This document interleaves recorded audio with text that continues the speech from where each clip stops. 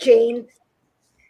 Welcome, everyone. This is Freedom Broadcasters, and I'm Jane Marquis, a naturopathic doctor and homeopath from Canada.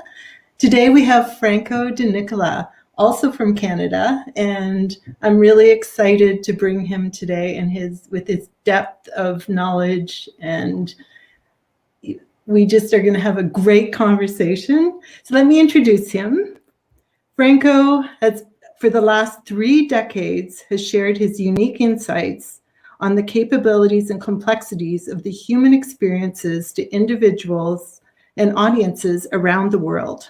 He knew from a very young age that his sole purpose was to bring clarity and a deeper understanding of the soul operating system and its complexities that we really don't realize.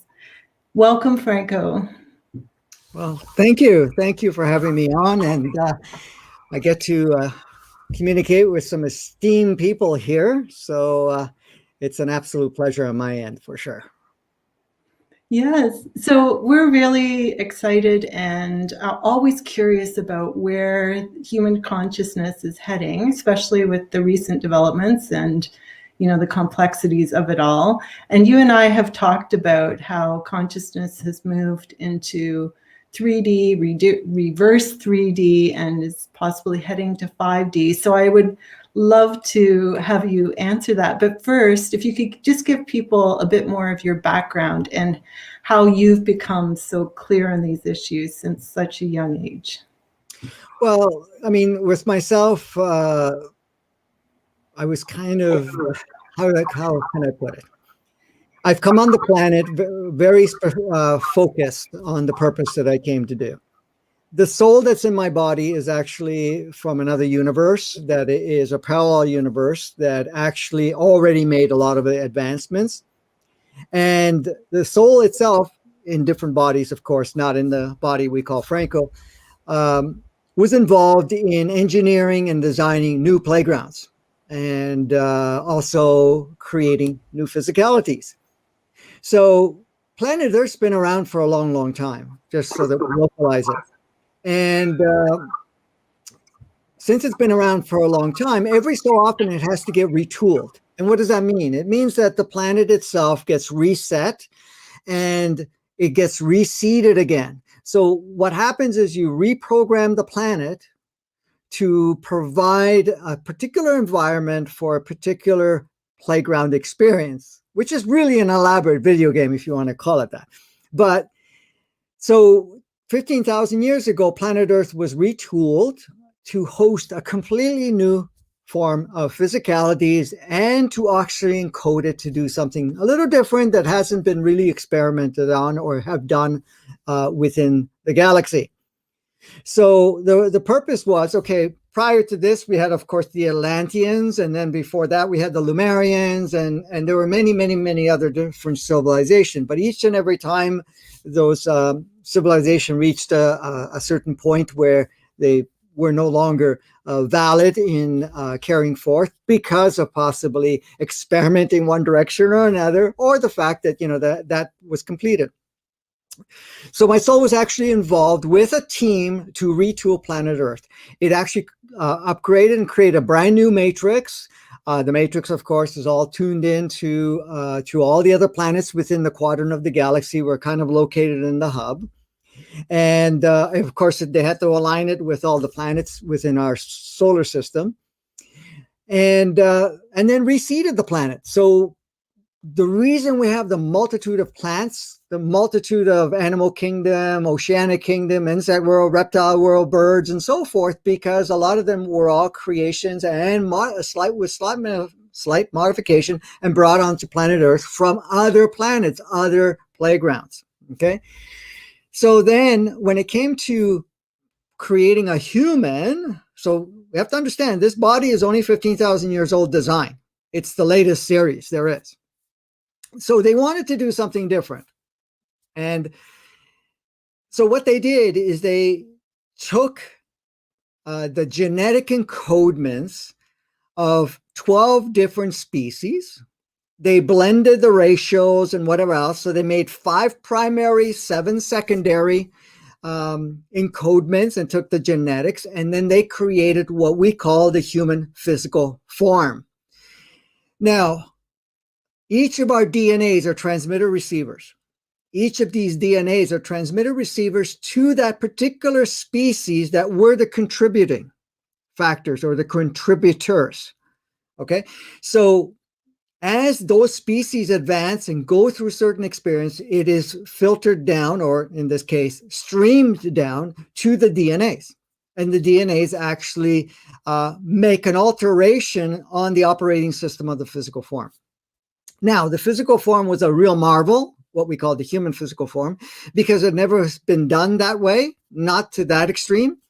And also the way the body was designed in a fashion, it was able to do something really amazing and self-evolve, because it would be able to go from its original design, organic 3D, to go to 4, 5, 6, 7, 8, and 9. So planet Earth, the physicalities were designed to do that. Now, that means the bodies would change, will alter to go all the way up to ninth dimensional consciousness. Again, it's always back to ninth dimensional consciousness, because ninth dimensional consciousness is a level of consciousness that is expressed and experienced differently no matter where you are on any planet. However, you would be able to tap even further if necessary at this point in time. So that was put in. So we all started off in organic 3D, and we had an organic matrix. And the matrix, like I said, they were all linked. So any progress that we made and any progress any other planets that were linked to our matrix would upgrade the matrix. And what is the matrix? The matrix is the main operating system. It's like the main software on your computer. If you have a Mac, you have iOS or something like that. If you have a PC, it's Microsoft or whatever it is, right? So it's the main operating system, but it's constantly upgrading because it's linked to all these planets. And so in the way it was designed, there was nothing that you could actually do to slow down the progress. And then what happened? That was put into place 15,000 years ago, and it went unchecked or anything of that nature for 5,000 years. So it continued to evolve. Now, the bodies were self-repairing, could actually grow back limbs if it got cut off or anything like that. It would not age. The bodies were designed to, at least at that point in time, was 1,000 years, but it was even before that. It was 2,000. As an average point, it could go further than that because it could continue to regenerate. The bodies were also designed to host more than one soul. So that means one soul could leave, another soul can come in, because if one soul didn't want to spend that much time on the planet, it can go somewhere else and another soul can drop in. To create a consistency, there was a group of souls that were put onto the planet that were tuned to incarnate as only humans. And that is what we refer to as human entities. So you have the human entity, you have your multidimensional soul, and then you have the body. Now you have to understand, the body as the baseline is Gaia in its unified, or what do you call it, specific signature expression. So we are made of the same material as Gaia. We have the same sentient consciousness, but it also has its own consciousness where it can grow. So the thing is, the body is not relying on all the other parts to run it. It runs without it, except that it's designed to work in alignment. So it's basically. So when you take the body's consciousness, you take the human entity, which we all have, and then the multidimensional soul, you create another one we call the mind, and the mind is the overall consciousness. So that's how you create that envelope. So here we are. We don't have to eat. Our energy just comes from exposed to the sun, through the air, through water if you choose to consume it, and so forth. We did have a digestive system, but it was really not a digestive system. It was basically a system that actually could consume one item or one group of items, which is fruit. So fruit, and the only reason we consumed it was to have an intimate connection with the plant life, but it was never to sustain us. We could do with or without, because at that point we got energy, like I said, from the air, from the sun itself. Because if you look at all the other sentient components, if you're talking about plant life, what it does, it takes energies from the water, from the air, from the sun. That's it. And we were very much the same, even though we had the same flexibility. Our skin was also the part that picked up all those codes and energies and so forth and sustained us. So that was the original design. Also, the animal kingdom, there was no food chain. They didn't eat each other because in the original, it didn't require to do that. That was all the modification that happened afterwards. If you're looking at, this whole thing about separation, ownership, control, polarization and stuff like that, that didn't exist. All that exists is that there was a recognition that we're all one. We're all facets of each other. We're all very specific pieces of the puzzle or signatures to be able to work together. So the environments were always created in a way where you didn't look at yourself as an individual itself. You saw yourself as the group or the community, as whatever. And that created a very powerful environment for everybody to flourish. There was no competition. There was no survival. There was no fear. Plus, we had the recognition that we were in charge of our creation and co-creation. So we weren't outside of that and not feeling that, oh, something else has power over me or, I have to protect myself or anything else. You would just plug in whatever experiences you wanted to have. So that was the first 5,000 years. Then we had a particular hybrid, what we call reptilian race called Draconians and Anunnakis that first the Draconians came, I think, or the other way around. I can't remember now. But they came along and they were hybrids. So they actually came from, because the reptilians are quite advanced. I'm not saying they're not. And they're one of our DNAs, by the way. But this inverted version, or what they called hybrid, they decided that they wanted to keep and create something called polarization and whatever, separation and all that stuff. And so they came to planet Earth, and they did this to other planets too.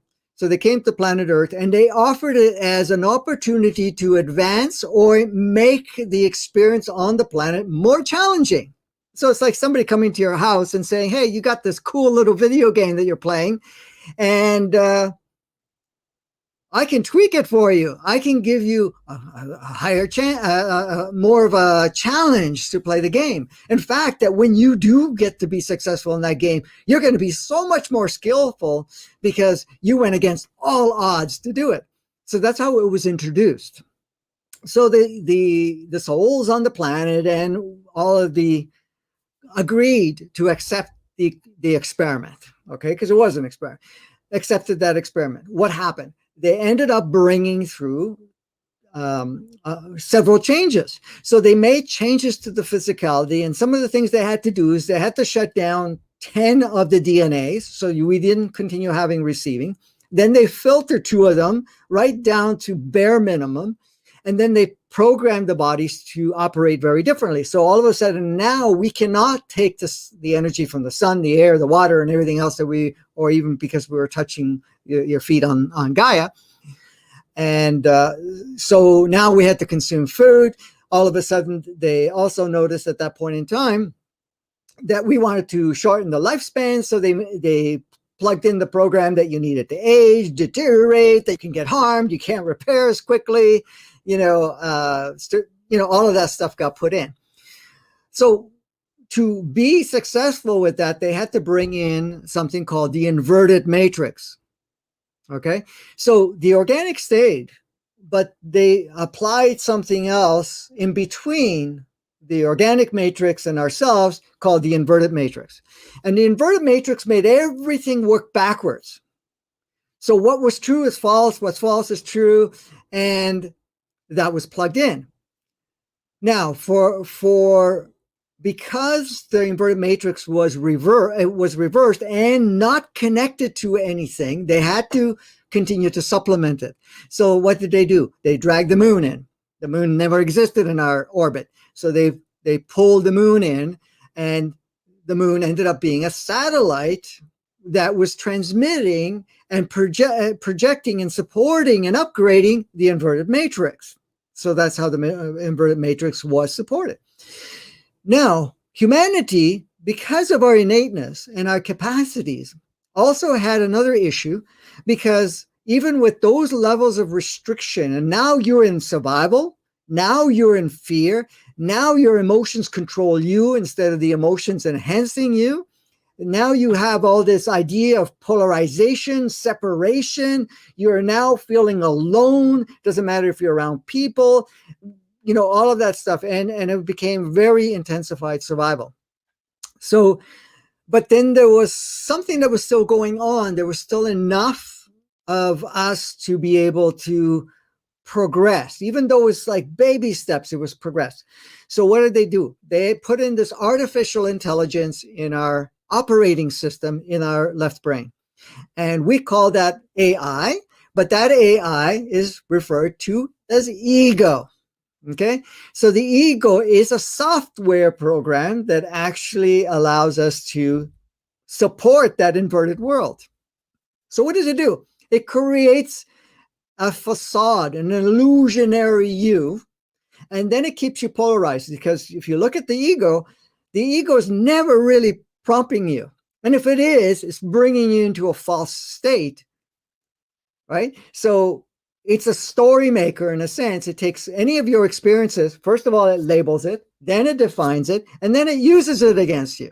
So it's always going to say, you're not good enough. You're not capable enough. You did this. You screwed up here. You did that. Whatever it is, you should do this. You shouldn't do that. And it actually became what do they call it? What's the word? Schizophrenic, bipolar, whatever it is, because it can come from various different avenues. So that came into play, and we're still dealing with that. And so the last 10,000 years, we went from organic 3D to inverted 3D to inverted 2D, and in some cases 1D. And if you look at all of our systems, if you look at the governmental, educational, medical, legal, monetary, any control structures, leadership, or whatever, everything, it's all constructed from that inverted matrix. It's all constructed from that inverted world. So if anybody that's actually waking up, they're seeing everything is backwards. They're saying it's this way when it's really the other way. It's always been that way. And that's what we're unraveling ourselves from. So this is kind of the process. This will set the basis, even though I got off tangent on, how do I know this? The thing is, because I was involved in all of that, and since I've been here, I've also been working with the inverted matrix to kind of put some glitches in there and reverse it. So the inverted matrix is no longer on the planet any longer. It's been gone. It's been gone for over a year now. It's almost a year and a half. The moon's been shut off. So the moon itself is no longer transmitting the satellite to support that. The moon is still there, of course. It still reflects the sun. It still has a magnetic field, so it still will move tides or whatever it is to a certain degree, but it's not impacting. So if you notice, anybody that's really been impacted before by the moon cycle, affecting you in a very powerful way, because a lot of people, whenever there was a full moon or thing of that nature, they experience some pretty strong intensification emotionally and otherwise. So you'll notice that is not as powerful. Of course, we're feeling the emotional now because of other energies coming in, but besides that, so that's all gone, and it was purposely designed to do that. We've agreed to get that done. So we're going through a process right now, but a lot of the inverted stuff still exists. It exists within us, and it exists within the collective of what we're seeing, because we still believe it's there. We still believe, and it's still being perpetuated, and nobody refers it to that. They refer it to the sense of, this is the way it is. Right? And all these labels. And we have it in ourselves. How do we have it in ourselves? Well, the ego is still playing it. It's getting weaker and weaker because it's not supported any longer, because it did require the moon. So the only reason the ego still has any strength, because we're kind of feeding it amongst each other. We keep, playing with it. But at the same time, while all of this is going on, we still believe certain things are going on. This is why it's there, but it's crumbling, it's breaking down, and so forth at this point in time. So I won't go too far further, because I'd rather have you guys direct it. So when I came here, I came in to reactivate the code. When I say came here. It's now Franco. Franco's a body. Okay. Yes, it had some modifications on a ship and whatever else from day one, but that's okay. But I'm just saying it's the soul. My particular soul happens to be joint or merged with 84 souls. So you're basically getting streaming of 84 souls. Whatever I'm teaching, whatever I've been sharing, I really is just to trigger what everybody already knows within themselves. It's just been so dormant for a long period of time. And in doing so, it actually accelerates the changes that are happening on the planet right now. So, and we are going through some powerful changes, but I'm going to stop talking right now. Thank you. I love that it's crumbling, and you can see, like now, like just the last 2 years, you can see that things are reversed. Mm. And, you know, it's like, for me, it feels like movement to cure, that we're moving in the right direction again. So yeah, and the thing is too, with that crumbling that you're talking about, we're actually reversing the 1D, inverted 2D, inverted 3D to go into organic 3D and organic 5D. So when people say, well, we're going from 3D to 5D, it's actually not correct. We're going from inverted 3D and 2D to organic 3D and 5D. So those two platforms both exist now. That was also applied over a year or so ago. So we have both playgrounds, but eventually the two playgrounds will merge and there will only be the 5D as a minimum. And then you can access from there. right, so now we're in organic 3D, moving toward 5D. Yes. So what's happened is we had a choice to, this is at the end of, near the end of, actually it was the end of 2019. We had the choice to step in either one of the platforms. So either we were going to reside in organic 5D or reside in organic 3D. Now the organic 3D is only there for a period of time. You need to be finished for it by the end of, I think it's 2030. So you need to be completed with the organic 3D. Now, why would they put in the organic 3D? And this is a choice, but all of our souls have agreed, is because some never got a chance to do the organic 3D because they only played the inverted stuff. So they wanted to get a feel for it. There's a difference between the two, but both are way more advanced than where we are now. Meaning, we can't discount organic 3D because organic 3D has a certain level of consciousness. The only difference between 5D and 3D is how much input do you take from the body versus your higher self, or being your higher essence or sourceness. So it's just basically the difference is that. But our point is to get to 5 and then move on from there. So there was a window put into place. Now, we're also allowed to play in inverted 3D and 2D and 1D only for a period of time until the end of 2022. Then we need to be finished by that time, because we were only given a 3-year window to be able to wrap that up. So we've already used a year and a bit of it. So we still have until the end of 2022 to be able to finish with the inverted 3D. So what are we doing right now? We're going through some major purging. The purging is, we're purging the history, but it's not what happened in our experience. It's the label, definitions, and stories, and perceptions, and ideas, and concepts, and whatever else we apply to, because all of those applications were all inverted stuff. So, if we have a traumatic experience, when you really look at it, it's just an experience. The only reason it's considered traumatic is because we took on and labeled it, ego-wise specifically, and using the collective, that is good or bad, right and wrong, and it needs to be traumatic. Now you're damaged goods. Now you got to heal, which are all distractions. But those are labels that were put in to keep us all bound up. But really, an experience is an experience. So what are we purging? We're just purging the labels. We're purging the definitions, all the perceptions, and all of the stuff that we applied about any of our experiences, and to be able to be in our current state. Because more and more, not only is our body going through changes, but we're also accessing more and more of our consciousness. And what is this consciousness? It's an awareness that you are an extension of Source. Now, there's two parts of Source, and I won't get into that right now unless you guys ask later. But there's two parts to Source. There's the spirit source, and then there's source, and I can define the difference between that. But anyways, I'll let you carry on. Sorry. Steve, You have a All question? right, I had to unmute it. Oh, actually, why don't you explain source versus source? Because that's a bit of where I was going to go. Okay. Like, in a way, I feel like we're all consciousness having a physical experience. At some point, we're all divinity or intelligence or whatever the oneness was that has always been here and always will be.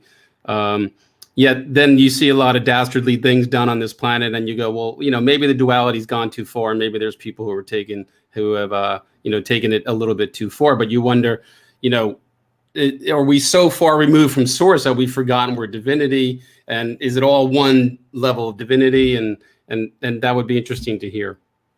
Yes. So source is a field of energy, consciousness with multiple spectrums of light. Okay, so it's basically everything that exists, everything that is and isn't is source.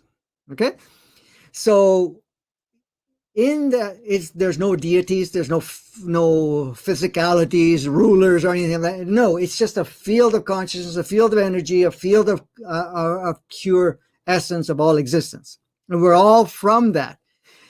Source decided to create two versions of itself, so it duplicated. Well, it's not actually duplicated within source field. It created another field called spirit. So spirit is source, but spirit is source in action, source in creation. So to create elaborate playgrounds, elaborate experiences, rather than just being a field of energy and a field of consciousness, it wanted to see what it can use to create realities and playgrounds and whatever else. So the spirit part within the field of source, which is still source, went out and started to create playgrounds, physicalities, and so forth. So we're all spirit in action. We're all source in spirit form in action. You can never leave the field of source. You are the very fiber of it. Without source, you don't exist. Nothing exists because we're it. It's like you never left. You can't leave. You just, within that screen, you create something. It's like looking at your computer screen. You can have multiple pictures on. You can have all types of things going on.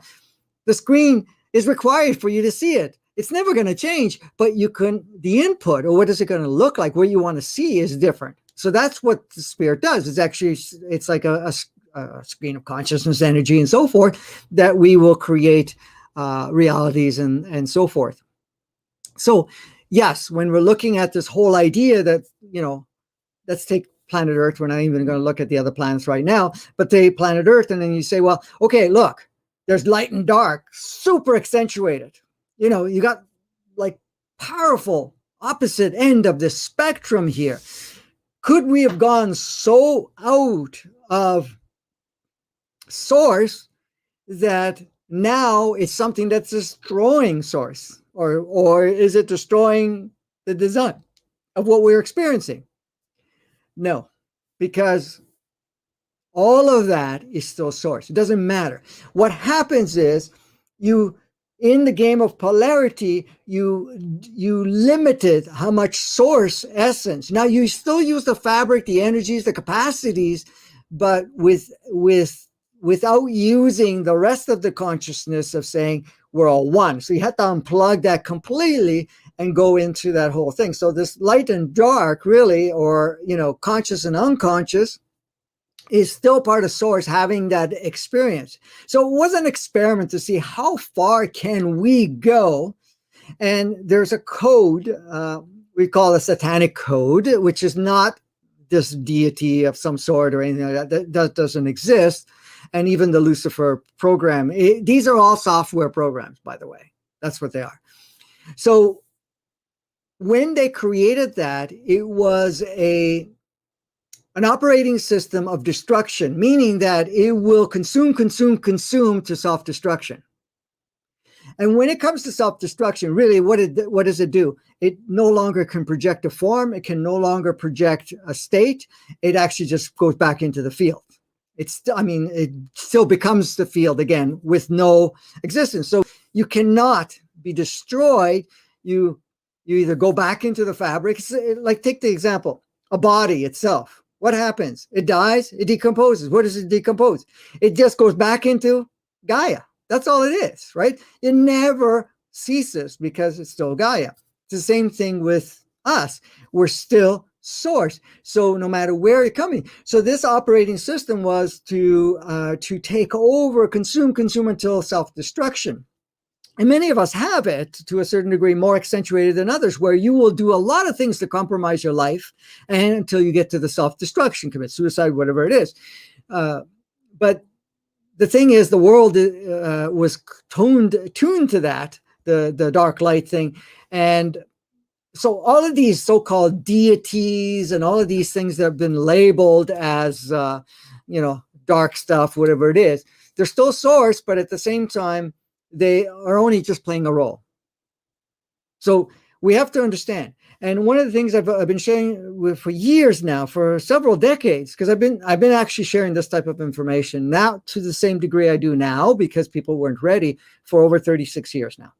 But and even though I was talking about it when I was a little kid, because as a little kid, I had a lot of different things I could do that I thought everybody else could, but realized afterwards that after I got slapped around a few times saying, you can't heal people like that, and you can't do this, you can't see that, and I go, why? You can't see it? You can't do this, whatever. To me, it was pretty normal. It was just like nothing about it. And of course, I could, sense people's communication. I could hear their thoughts, whatever it is. And I mean, those are gifts and not, because at the same time, people have pretty nasty thoughts, and it's something you're not interested in. But anyways, I thought that was normal. So I didn't start doing this work. And even though it started part-time 36 years ago, and I've been doing it more full-time now since 2005. Well, it is full-time. But at the same time, all of this information I was sharing was to understand light and dark. It's not about taking sides, good, bad, right, wrong, light and dark. It's about merging the two, because you can't fragment and have the whole, because both parts make up the whole. So if you're going to fight the dark, you're going to accentuate the polarities, and you're never going to get out of it. It's about embracing all parts of it, and then you become what we call oneness. You become unity. You become 0 point. Source, in its completion, is in 0 point, is in unity, is in oneness. So the thing is, with all this stuff that's going on right now, people are, see, this is the tricky part. People start to awaken, okay? They start to see, oh, wait a minute, we've been deceived.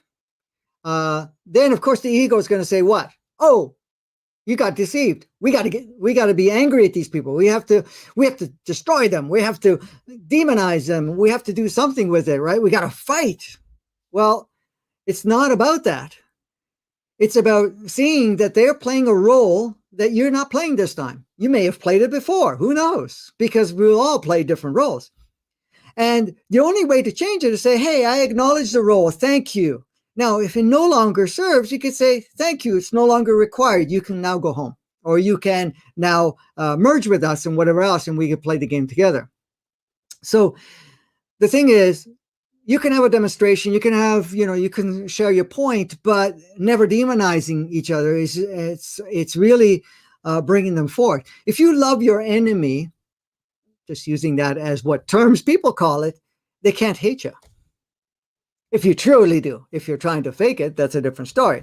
Because when you're coming from that pure state of love, the other part just blends. There's no way to have it continue to polarize. Now, the reason that we've polarized even more now recently is to kind of stir things up, to see the two. But then eventually it's a matter of bringing it together. Now, if you look at the world, look at all these players, all these role players.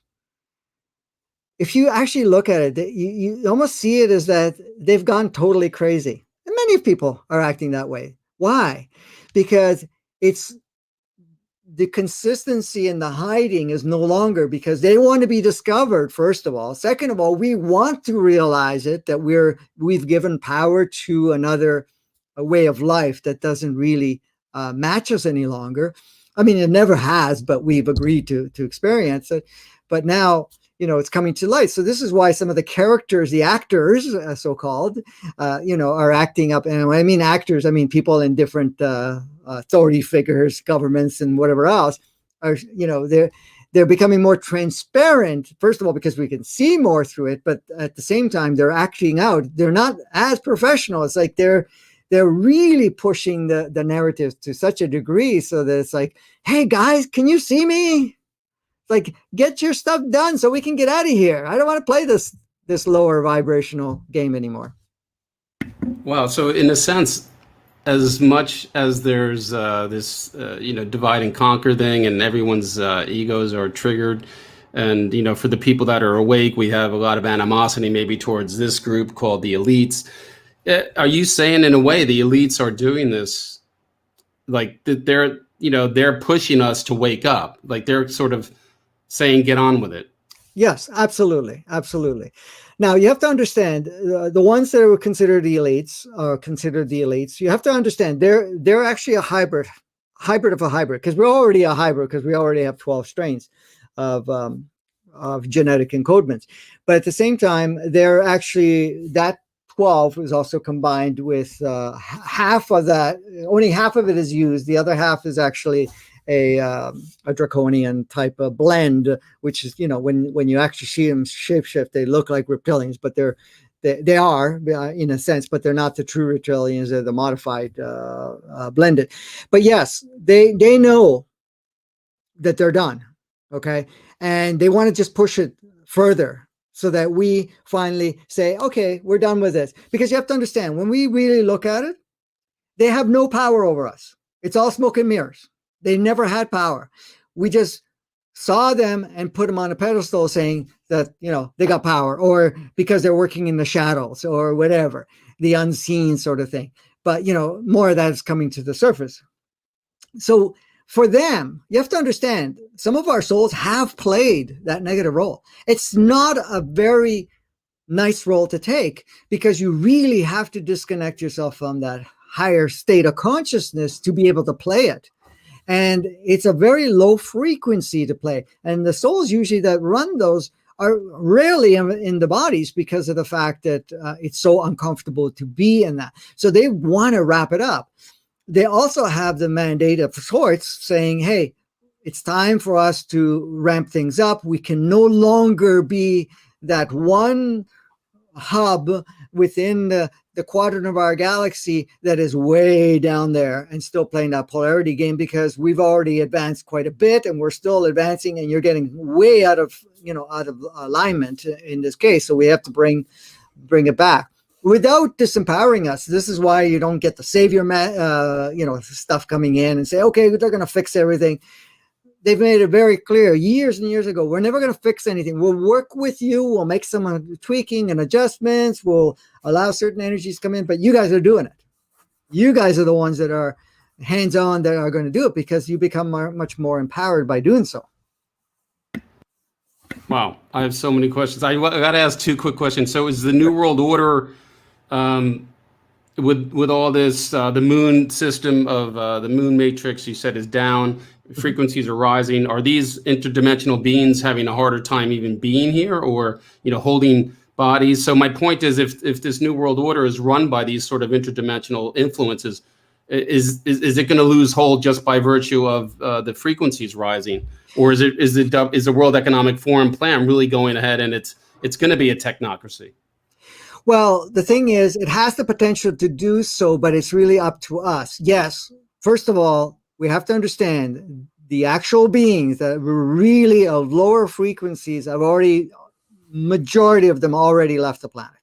The reason they did is because the energy of Gaia, the energy of the people here, was already too high for them to be able to feed off it, because they feed in low frequency. This is the reason that everything is always being pushed for fear, survival, enslavement, like the work environment, whatever it is, Is it loosh? Was it to create loosh? What do you mean by loosh? Like what they fed off the fear, Yes, okay. yeah, correct. Okay. So this is the reason that if you look at the media, like even movies, whatever, there's always violence, there's always fear, and then there's the good and the bad and all of that stuff. There's always a horror or whatever it is to stimulate fear. And then, of course, the mainstream media in regards to news and so forth, it's like, oh, we got this new virus, we got this, we got that, it's going to kill you, you got to have this, whatever it is. And then also the stuff in our water, the stuff in our food, the stuff that we are injecting in people's bodies, they're all kind of dwarfing the progress of the frequency of not only the body but the consciousness to be able to advance.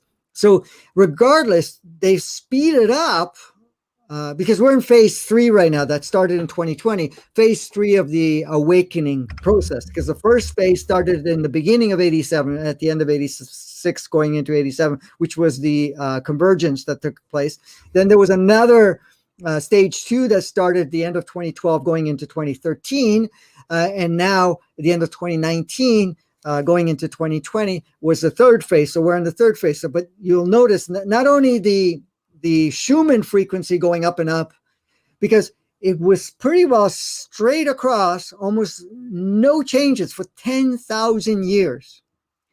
Then if you notice from 87, it kept increasing. We got into 2012, it kept taking even bigger leaps. In 2020, now we're taking like huge leaps. And you can see, I mean, even though we're not staying always consistent on the super highs, but we have these really powerful bursts of sorts to really stimulate for us to create not only structural changes within our physicality, but also stimulate our consciousness and all of that stuff that's going on. So when you really look at it, so yeah, they were feeding off all of that fear and all of that, survival and so forth. But now, that's still existing, but it's losing because it's getting watered down. Because first of all, there's many more people than ever before, and that's increasing, that are already carrying a higher vibration. We have Gaia that's increased its vibration. The energies and the vibration and the spectrum of light coming from our sun. The sun is no longer like it used to be. If you were around 30, 40, 50 years ago, the sun was a lot more orange. Now it's like brighter because it's increased its spectrum of light that's coming in. So, and it's giving us bursts. We also have a direct alignment that's coming in from our galactic central sun since the end of 2012 going into 2013. So that's continued bursting through. Of course, portals are opening up and different conduits, and even the ley lines and so forth in the planet and everything. All of it has changed. So even the underground, so I'm not talking about the inner earth, but I'm talking about the underground people that live there that were mainly beings and lower vibrational. A lot of them have already been leaving because it doesn't get enough juice. So they're getting weaker and weaker and weaker. So here we are, we still have fear, we still have certain level, but because there's so much from us, from Gaia, from all of the other sources, it's getting watered down. So there's not enough substance in that lower vibration for them to be able to flourish. So this is the thing. So they're kind of pushing the last bit and saying, come on, guys, get it, so we can get out of here. Gotcha. And one real quick question, relating to Agartha and Inner Earth, and, Gaia is a sentient being. Correct. And so I'm not trying to figure out flat Earth or anything. I don't care if the Earth is square. My question in general, is the Earth a toroidal sentient being that's a sphere with a hole at the top and a hole at the bottom, and hollow Earth is inside? Correct. Yes. And I actually did a podcast on is the Earth flat or round? So that'll be worth watching because it goes into more in depth. I have so many more questions, but I'm going to pass the baton. So thank you very much. Yes, and the thing is, we're also getting energy from the center of the Earth. So in the center of the Earth, where Gartha is, it's a large crystal. It has more of a bluish tinge, and it actually emanates fifth dimensional conscious frequency. So the dwellers of that inner Earth is already very organic 5D and beyond. The energies that are coming off that, I don't know if you ever seen any of the old paintings and so forth, and you saw sometimes people were blue. Okay. That was because those were when they come to the surface to visit, they notice that they were there, because the skin has more of a bluish hue to it. And we have more of a yellowish hue because of our sun, because we're the surface dwellers. They were the inner dwellers. And in there, of course, they don't have the same climate changes and all that stuff. And when I mean climate change, I mean winter, summer, fall, whatever it is. It's a consistent. There's no daylight or night time or anything of that nature either.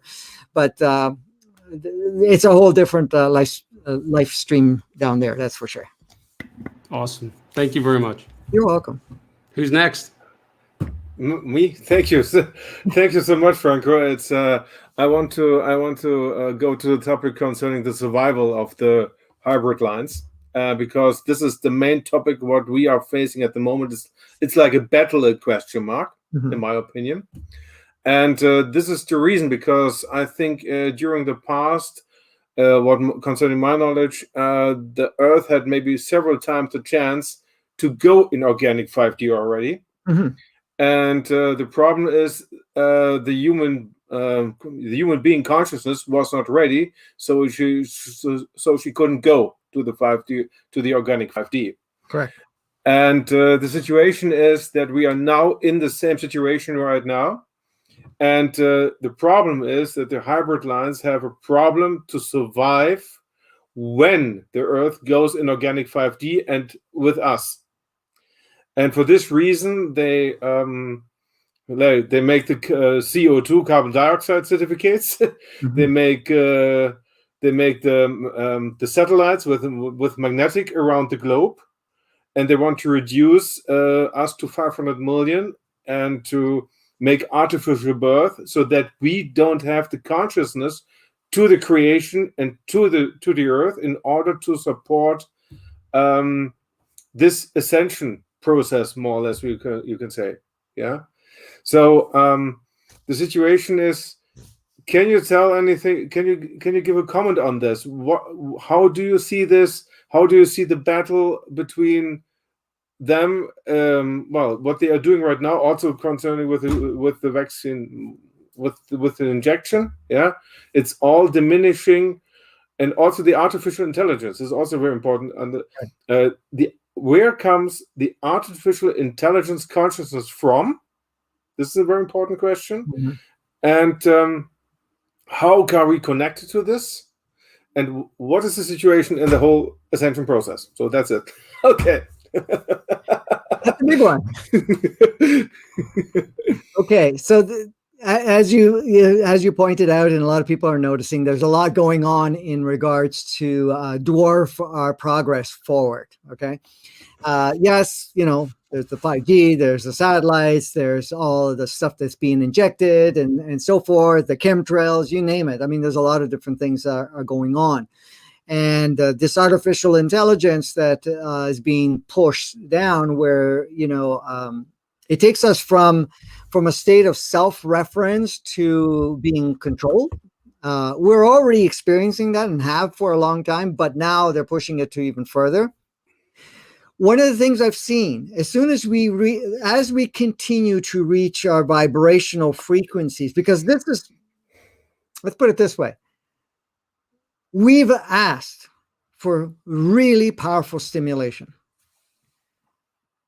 This is what the reason we're receiving all we're receiving. And then our brother, sister souls that are in ships, the brother, sister souls that are working with us at this point in time, have been kind of hands-on to take some of the destructive potentialities out. For example, for us to even use nuclear or anything of that nature, they've disarmed a lot of it over the decades now. We would have been gone in the early 80s. Okay. However, they've made it very clear, and some of it's leaked out anyways, because people certain people that came out speaking said, hey, we can't figure it out, but our silos are things are disarmed and things don't work anymore, or whatever it is. But they worked on that. So they're assisting us to a certain degree. And this is when I was saying earlier before the show, is that they're monitoring, they're going around the Earth. They're massive, massive ships. Okay. Not everybody sees them unless they're ready to see them. And if they see them, at this point in time, they're not, landing or anything of that nature where a lot of people will see it. One of the things I said several years ago is sometimes if you look in the sky, and if you have a clear sky, because it sometimes can be unusual to see a clear sky now, but if you see a clear sky and then at night and you can look at the stars and so forth, sometimes you will see certain areas that have no stars. And the reason that is, there's a ship sitting right there, and it's blocking the sight of the stars. And then you'll see it, it'll move somewhere else and so forth. That's one way you can see them if you're actually looking up at times.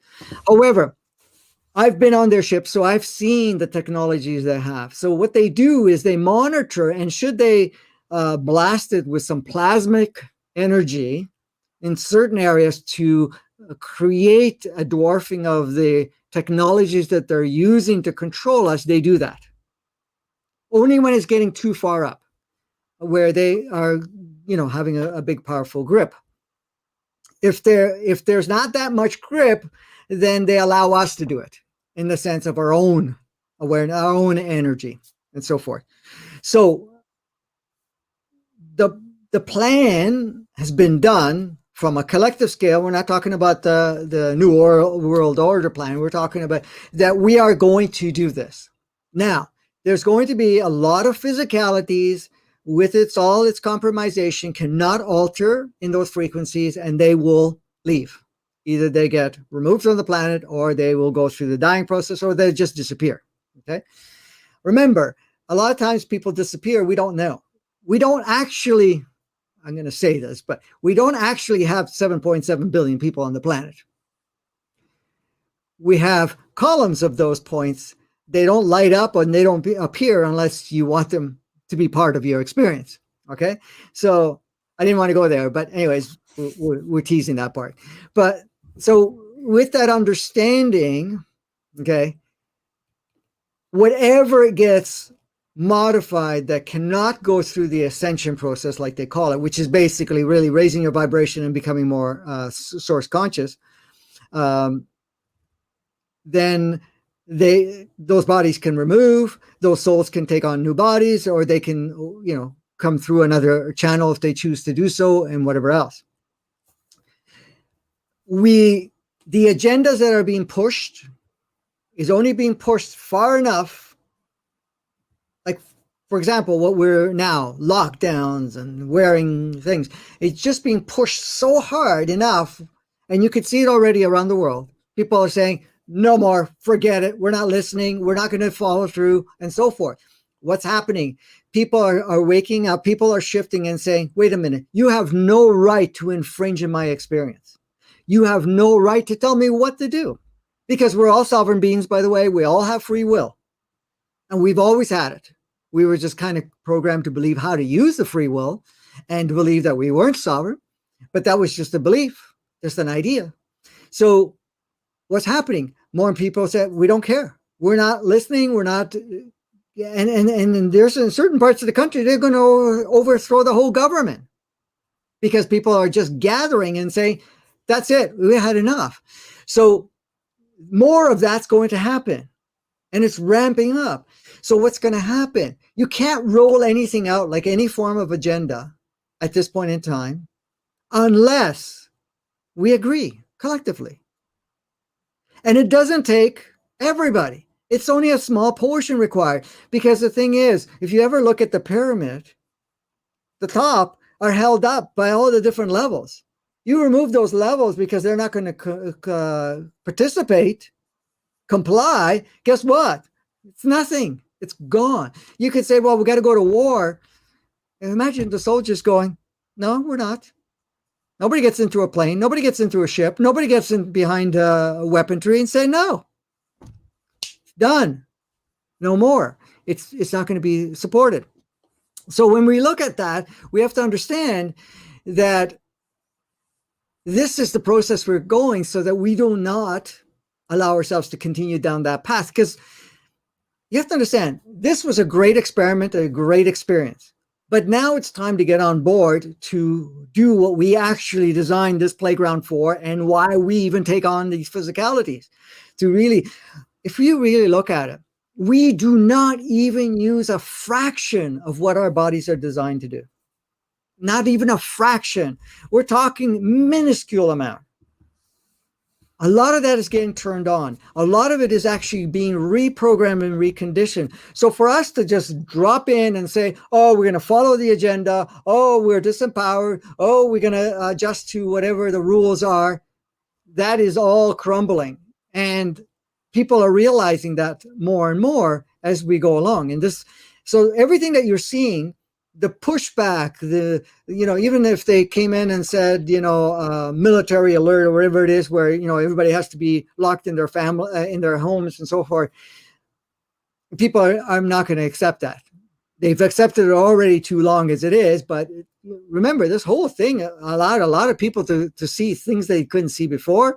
They've also allowed them to connect with themselves or spend some time with themselves, get out of the rat race or the game of life for a period of time, and dance with their fears and dance with their concerns and whatever else, so that they can actually dissolve it. So doesn't matter how many satellites they put out there, and when I'm talking about and so forth, they're actually all vulnerable in the sense they can be shut down like this by just one pulse. So it's going to stay active to a certain degree, and if it starts to get too high, it will be interfered with, so it can't totally control us. But at the same time, the moment we get to a certain vibration, those things don't do anything anymore, and all of it can be turned off. And we can do that very powerfully. And this is what's really going on. Now I've got all this stuff because I saw it from the back end, and I'm sure there's other people on the planet, because I've seen some other people show up in some of these meetings and so forth on ships and councils and whatever. But that's the intent.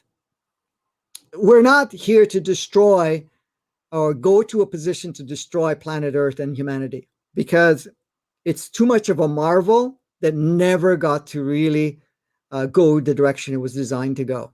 This was unique. There was no planet, because if you have to look at it, every other planet that's out there, they don't evolve the same way, or at least didn't have the capacities to evolve. They didn't have species with so many blends. They did not have, they're not at the core of, I'm not saying one's better than the other. I'm just saying this was, like it's like taking, okay, let me give you a simple analogy. You have a car manufacturer. Each car manufacturer is building their own cars, right? But imagine the engineers of all these car manufacturers came together and said, listen, let's build a car that uses the best of all the cars we have. Let's create that. And let's see what this thing can do. And that's what's happened. Now, this whole thing about energy and all of that stuff, this so-called free energy, we are in the field of energy. We already have the technology and the capabilities, not only to repair our bodies, but to run everything. But at the same time, we don't have to have the same type of vehicle, same type of industries, the same type of stuff that is very backwards and whatever else. We have the capability to advance, and all of it is already in the waiting. It's just because of the suppression to give more people time. Now, a lot of you have probably heard, in 2012, 2013, that we were going to take a huge leap. Well, there was a leap, but we didn't get to harness it. So there was a little bit of a delay, because where we are now was supposed to be in 2017, 2018. So we're a few years behind. But the only reason it slowed down was to give more people the opportunity and to roll out some other polarization and intensification, so that people would, create a shift within themselves. Because the whole purpose of here, become empowered, and now let's design a new reality, design a new way. Because you have to look at it. The organic matrix is very powerful, but we're not even using a fraction of it. Our bodies are phenomenal. If you actually see what it's capable of doing, well, we're not using it. So we want to see what we can do with that. And that's the direction we're going with all of this. So for us to say, okay, we're going to go down to the demise, it just looks that way. It's just being pushed that way. The moment we turn around and say, that's it, we're done with that, we don't have to. And then the ones that don't come on board, there's going to be a lot that are on board. Because right now, there's only like 550 million people, so-called, in bodies that are, home base is 5D. There's like a 2.3, 2.4 million that are in organic 3D. The rest of them are playing in that other level, but they're they're extras. They don't come online unless you plug them in, type of thing.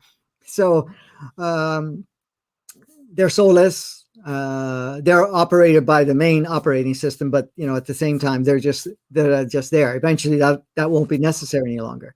So yes, we can be in 5D and we can play in organic 3D, and we can go and play with 2 and 1 and inverted 3 for period. But our home base is still whatever you decided, and eventually the 3 at any time can start blending into the 5, and then eventually, like I said, by the end of 2030, that organic 3D won't exist anyway. So it has to be all merged into organic 5D as a minimum. And by 2040, the 2035 is, I think that's when the merging is. Yes, and then by 2040, we will already integrate it, because at 2035 we'll all be in 5D. There's nothing outside of that. And by 2040, everybody's already had integrating. So everything is organic 5D, 100%. And everything that's outside of us has already been starting to shape that way. That means a lot of all the stuff that that's been created as systems and corporations, this and whatever, that will be all gone. We will be creating something totally different, totally clean, totally harmonious with planet. And then a lot of the species that have left, some will come back, new ones will come about, or anything of that nature, because you could see there's a lot more species coming in. A lot of them are, they're gone, they're obsolete now, or what you call extinct, or whatever they call it. But there's a lot of changes going on. So it's exciting times. Direct question, because you're talking about 2030, 2040, because there are many messages out there who say, okay, it's enough, we beam you up right now, and the game is over.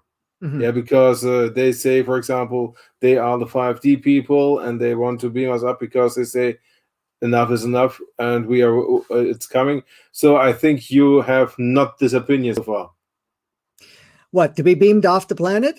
Yes. No. No, good. No, I don't know where that's coming from. I've heard the same thing from people. I've always checked with the teams I work with, and that was not the plan. So in fact, we have organic 3D and organic 5D both overlapping each other. So we do have the 2 playgrounds. We can move around. That's true. Why would you remove 5D when 3D will benefit from it? All of us will benefit from it. And then it actually allows us to align with planet Earth. Planet Earth is not, it's not like damned or doomed or whatever you want to call it. It's a sentient being. It's going through its upgrades. It's going through whatever is going on. So this whole thing, it may be more of a distraction than anything else, because I've never heard that from any of my so-called connections in those other realms, for sure, and the ones that I've worked with. That's good. That's good. One question concerning the spaceships. What is the situation on the spaceships? Is this more, let's say it this way, because there are also many messages out there. Some say they are, for example, of the Federation of Light, and you have to be careful because they are also more like militaries, or some people. Yeah, this is so many weird. Yeah, there's so many weird information about that. And can you clarify the situation, how you experience it? Because then we got good knowledge. Yeah, I'm not working with the Galactic Federation of Light, because they are polarized and they play all of that stuff.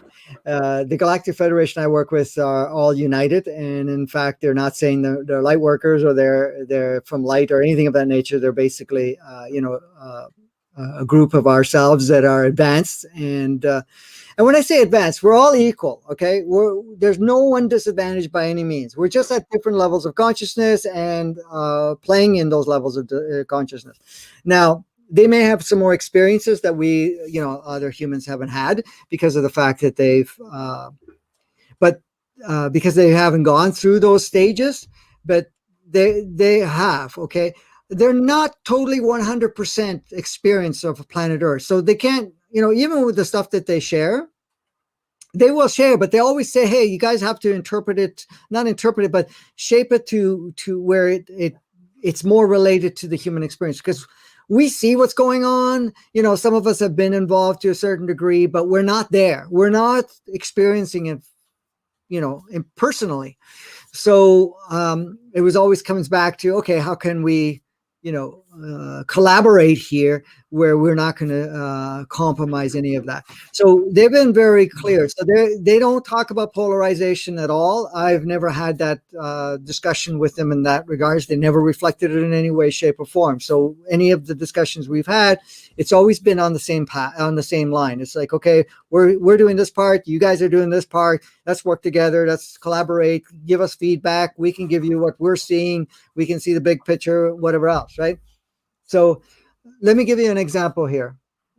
Many of you are probably familiar with sports, right? So you have the people that play on the field, like in football, soccer, or whatever, baseball, you name it, whatever games are out there. You have the people on the field and you have people in the stands, okay?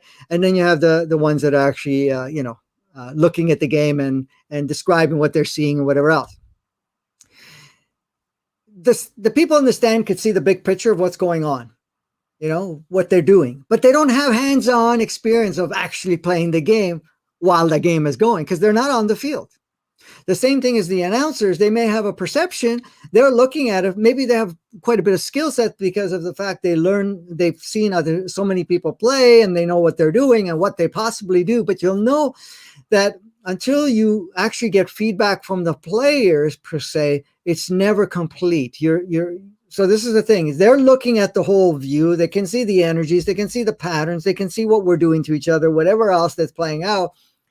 But they also need us, the players right in the field, to give them feedback, to actually, also share your viewpoint of how we can, change certain things. Understood. Thank you so much. Also many questions, but I give to Carl. Thank you so much. You're welcome. Thanks. Hi, Franco. Great to Hi, have Carl. you. Yeah, I got lots of questions, and I'm trying to figure which is the best one to start with. I suppose We may be here a while then. Yeah, we could. Absolutely. I don't particularly use the word 5D. I sort of think it as we all come from source, and source is a timeless. And there's no dimension. It's a dimensionless realm. Correct. And just in passing, the toroid, my own understanding of it is that at the center of the toroid, it's a fundamental flow of energy. It's a perfect balanced flow of energy in the toroid. Correct. And everything in the universe is made of the toroid, even Correct. Quantum particles to the Earth, to the galaxy. So we have source, and then we have this three-dimensional phenomenological world in which we have experiences. So my own understanding is that we come from this realm of source into the three-dimensional world in order to understand and to have experiences that we wouldn't otherwise have in source. Correct. Because we wouldn't have things like longing, hope, regret, desire, all these other things that we associate with being human. So I'm just getting to terms with this. So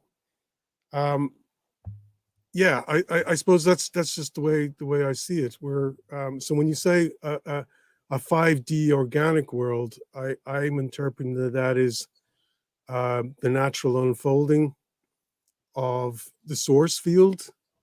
Correct. Is it, or is it the source field?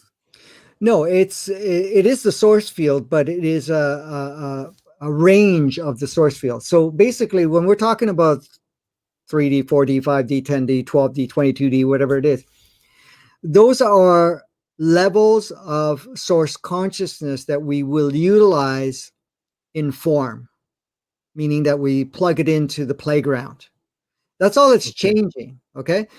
The other thing is density. Density is how the matter, what looks like matter anyways, which is all holographic anyways, but what matter, how much energy does it change, how flexible it is, and what range it has.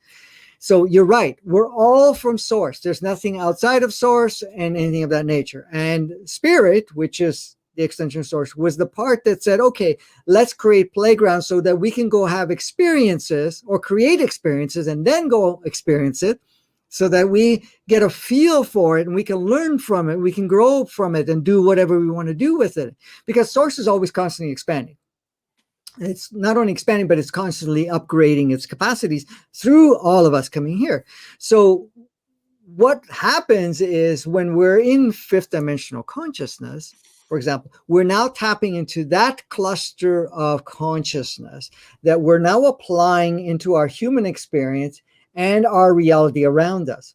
So with that higher consciousness, you're now, because we're a creator, you're going to experience things physically differently. You're going to change, you're going to create realities that would be more reflective and less of what we've played in density and sluggishness of, you know, taking forever to do anything.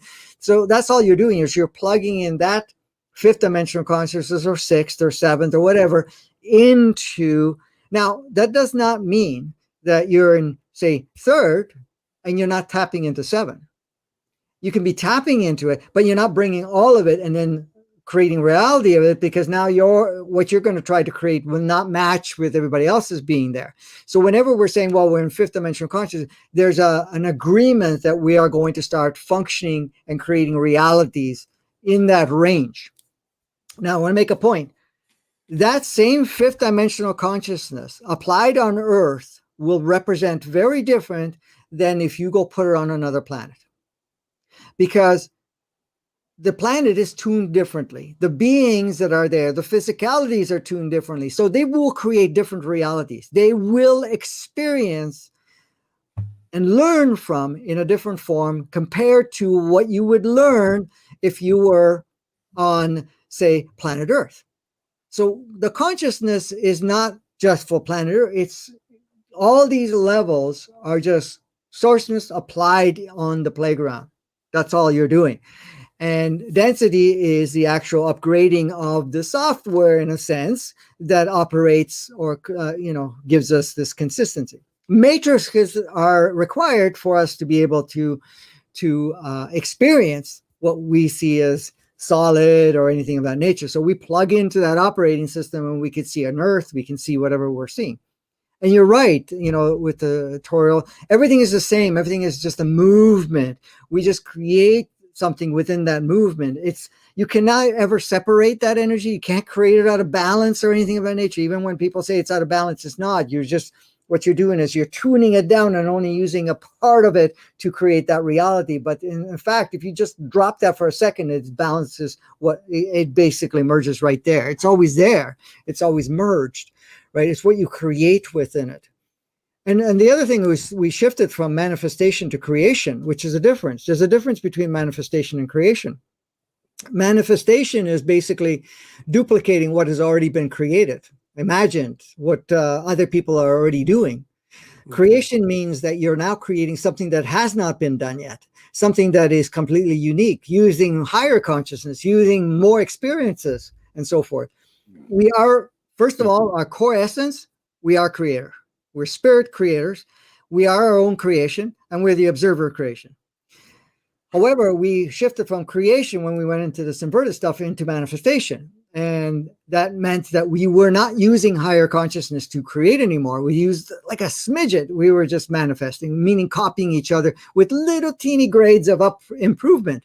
But now this is where we're shifting away from the manifestation to creation. Creation, now you're accessing possibilities that we haven't experimented here with, we haven't done yet, or even stuff that has been created, but we haven't even utilized it because we somehow can't fathom that it could be possible.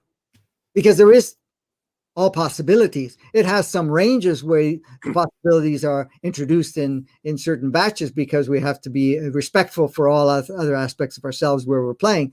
But in fact, that's how it works there. Yeah, very, very good. There's many questions I say, but as I was thinking, the consciousness, tapping into this 5D consciousness, and you're bringing it down. I was sort of thinking that's an energy field you're bringing down. And as Einstein said, the sole governing property of the particle is the field. And so when you change the field, the material, the superficial, I don't know if it's another aspect, the material world changes accordingly, and you have that in things like the pleomorphic theory, where organisms appear within the blood depending on the terrain, depending on the acidity or the pH or all this sort of thing. Yeah, and that's how it all works here too, because the thing is, depending on the frequency of the collective and where things are going, things will appear and disappear. So, like, it goes back to the question from before. Like, we can have all these technologies that can limit us in a powerful way, but it only exists as long as we harness or are still maintaining a certain part of that vibration and frequency and so forth. And because as soon as that disappears instantaneously, because it's no longer, it just becomes pure matter, pure energy at that point in time. So the thing is, when we're tapping into fifth dimensional consciousness, it has a more broader spectrum of light, which enhances our holographic projection, but it also carries a lot more information and a lot more capability of using that information. So that, and then that information is harnessed by us, whatever we want to do with it, you know, and we're still that Right. sort. But my other question is regards the rules of the game. Mhm. And we have good and evil, Right. and you know, and being brought up as a Catholic, I was always, you know, God's on the good side and evil's on the bad side, and God's always fighting evil. But then I found out later in the book of Isaiah that God created both good and evil, Correct. and that was a big shocker to me. But not now, because now I see, let's say, the bad side. I mean, you can look at it as good and evil, but it's always in the eyes of the beholder. Correct. You know, so I don't see nature working in terms of good and evil, but in terms of opportunity. Correct. Exactly. You know, You the said big tree in the jungle goes down, the little ones take its place. It's not that they were ganging up on the tree. So the game becomes what is evil, what is good, and you start to lose the game when you get polarized. And when you find yourself polarized, it's just like, no, I come from source. I rise above it, and see the forces of good and evil, as we describe them, as really the forces of transformation. Those things that goad us forward to move on. But then again, you know, it goes on to other questions. I'm exploring this as I'm talking. And so if you have that, do you automatically, what we call a higher state, is this just really just getting closer to source, closer to God, to the Godhead? So when we rise above it, do we sort of fall on a better side? Or you see, I'm trying to stay away from the polarization of good and bad and all this. So I was just wondering how that dynamic might play out. Would that be the simple rules of the game? Is not to see it as good and evil? correct. Yes. Yeah, because sometimes I was sort of like people like Hitler and all these bad Stalin who say they're bad people. But I say, well, we took out the wolf, we took out the saber-toothed tiger, you know, this sort of thing. We need something to counteract to keep us going on, because if we don't have that, we you know, what is it? If you make your mattress too soft, you're going to deform your spine or something like that. And if it's too hard, your blood it's not comfortable. Somewhere in between, there's the right Mhm. range. So maybe you could comment. Well, you're right. Good and evil is all still source. It's all a manifestation through source, as we chose to create those polarities.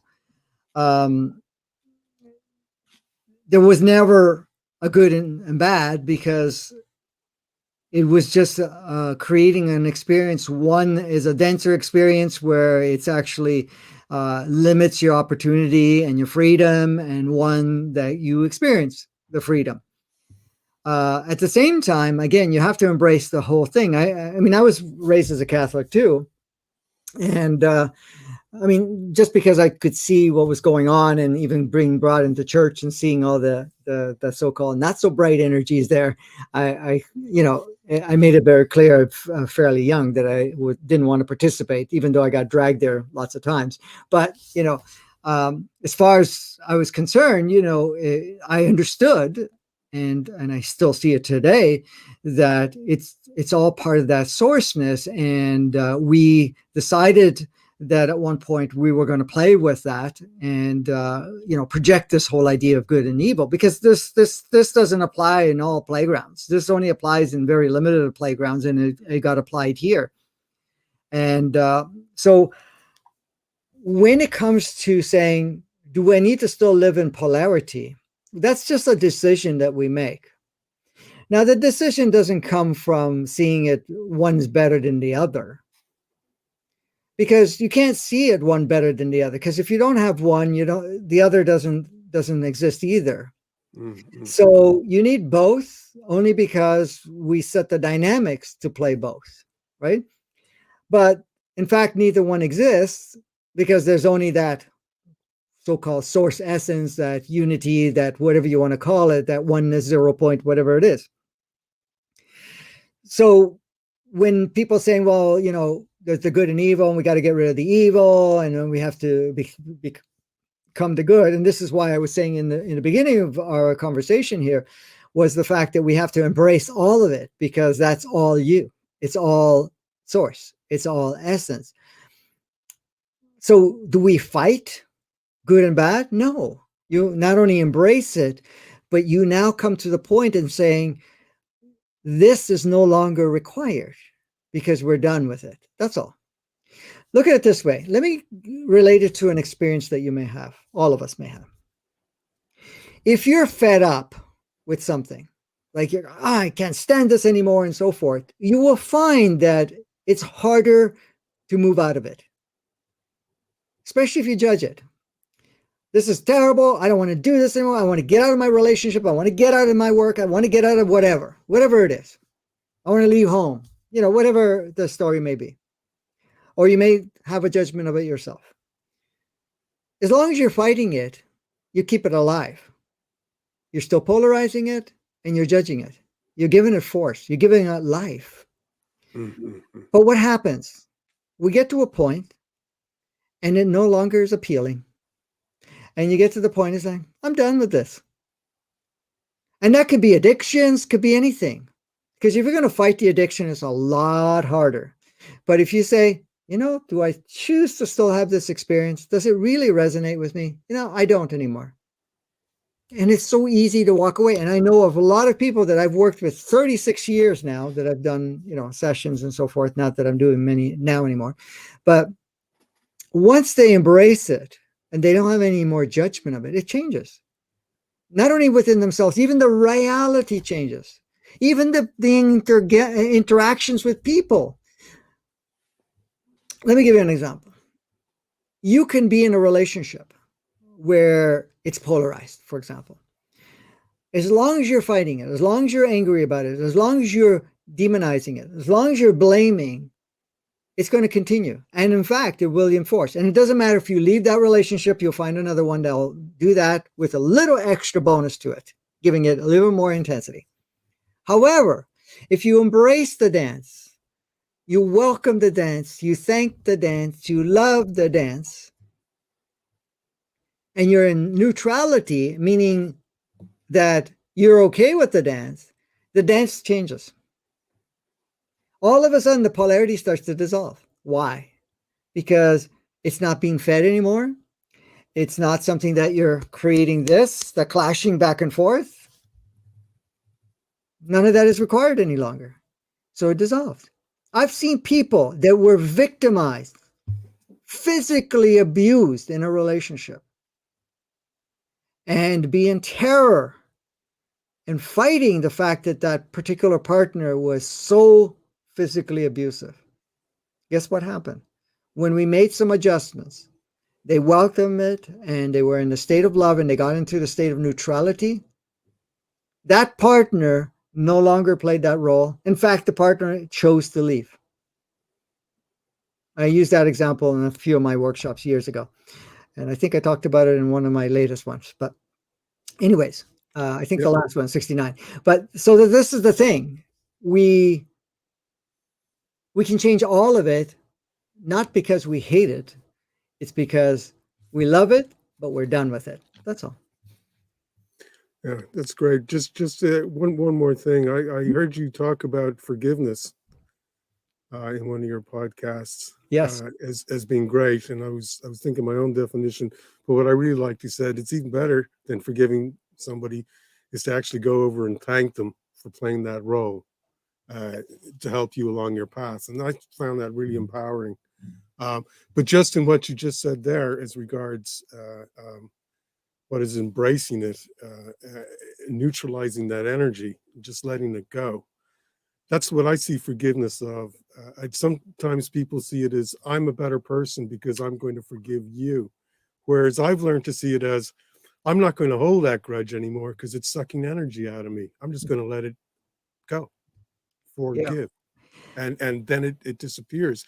And it's not for the other person, but it's for you, the person who forgives, that gets the real benefit, I think. So yeah. So the thing is, if you really look at the true nature of forgiveness, you say, well, you drop it. You drop the label that was applied to it, the definition applied to it, what it meant, who did what, who did not do something. You're basically dropping that. But like I was saying, like you just mentioned, is that if you thank them, then you're not only empowering them, you're empowering yourself, and you now see yourself more powerfully as the creator. So it's not only just dropping it, you see yourself as the creator, and the fact that you are now seeing yourself more empowered because, oh, I gave them the instructions to play that role, and they were the best role player. And I thank them for the beautiful role. Now you're not seeing you cannot even plug in the idea of victimhood anymore. Yeah. There's no such thing. There's no victim or victimizer anymore when you see it that way. Yeah, fantastic. Thank you. You're welcome. Grace, yeah? Yes. Okay. Hang on. I didn't know if you heard me. Okay. Thank you, everyone.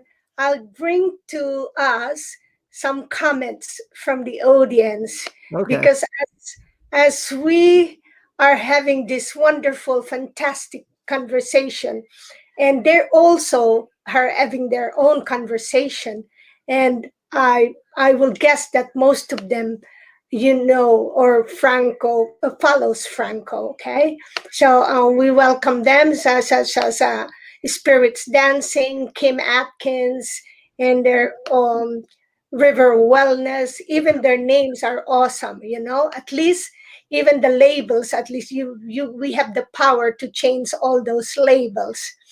And like she says, comments like, "Oh, this is brilliant," and Kim said, "The moment we get to certain vibrations, none of these things have power over you. And now is the time to do what we took physicalities to do." Yes. And said, "Franco is on fire." And totally. So we appreciate all of you for being with us. And please keep sharing this now and later on. Okay. And again, thank you for all your high frequency vibrations, because that's all that we needed. And so I like, Franco, the way you use the word playground, embrace, and because in playground, it's nice because we remember our childhood, our youthhood, or our being in that fun mode. So I always think about the children in this situation.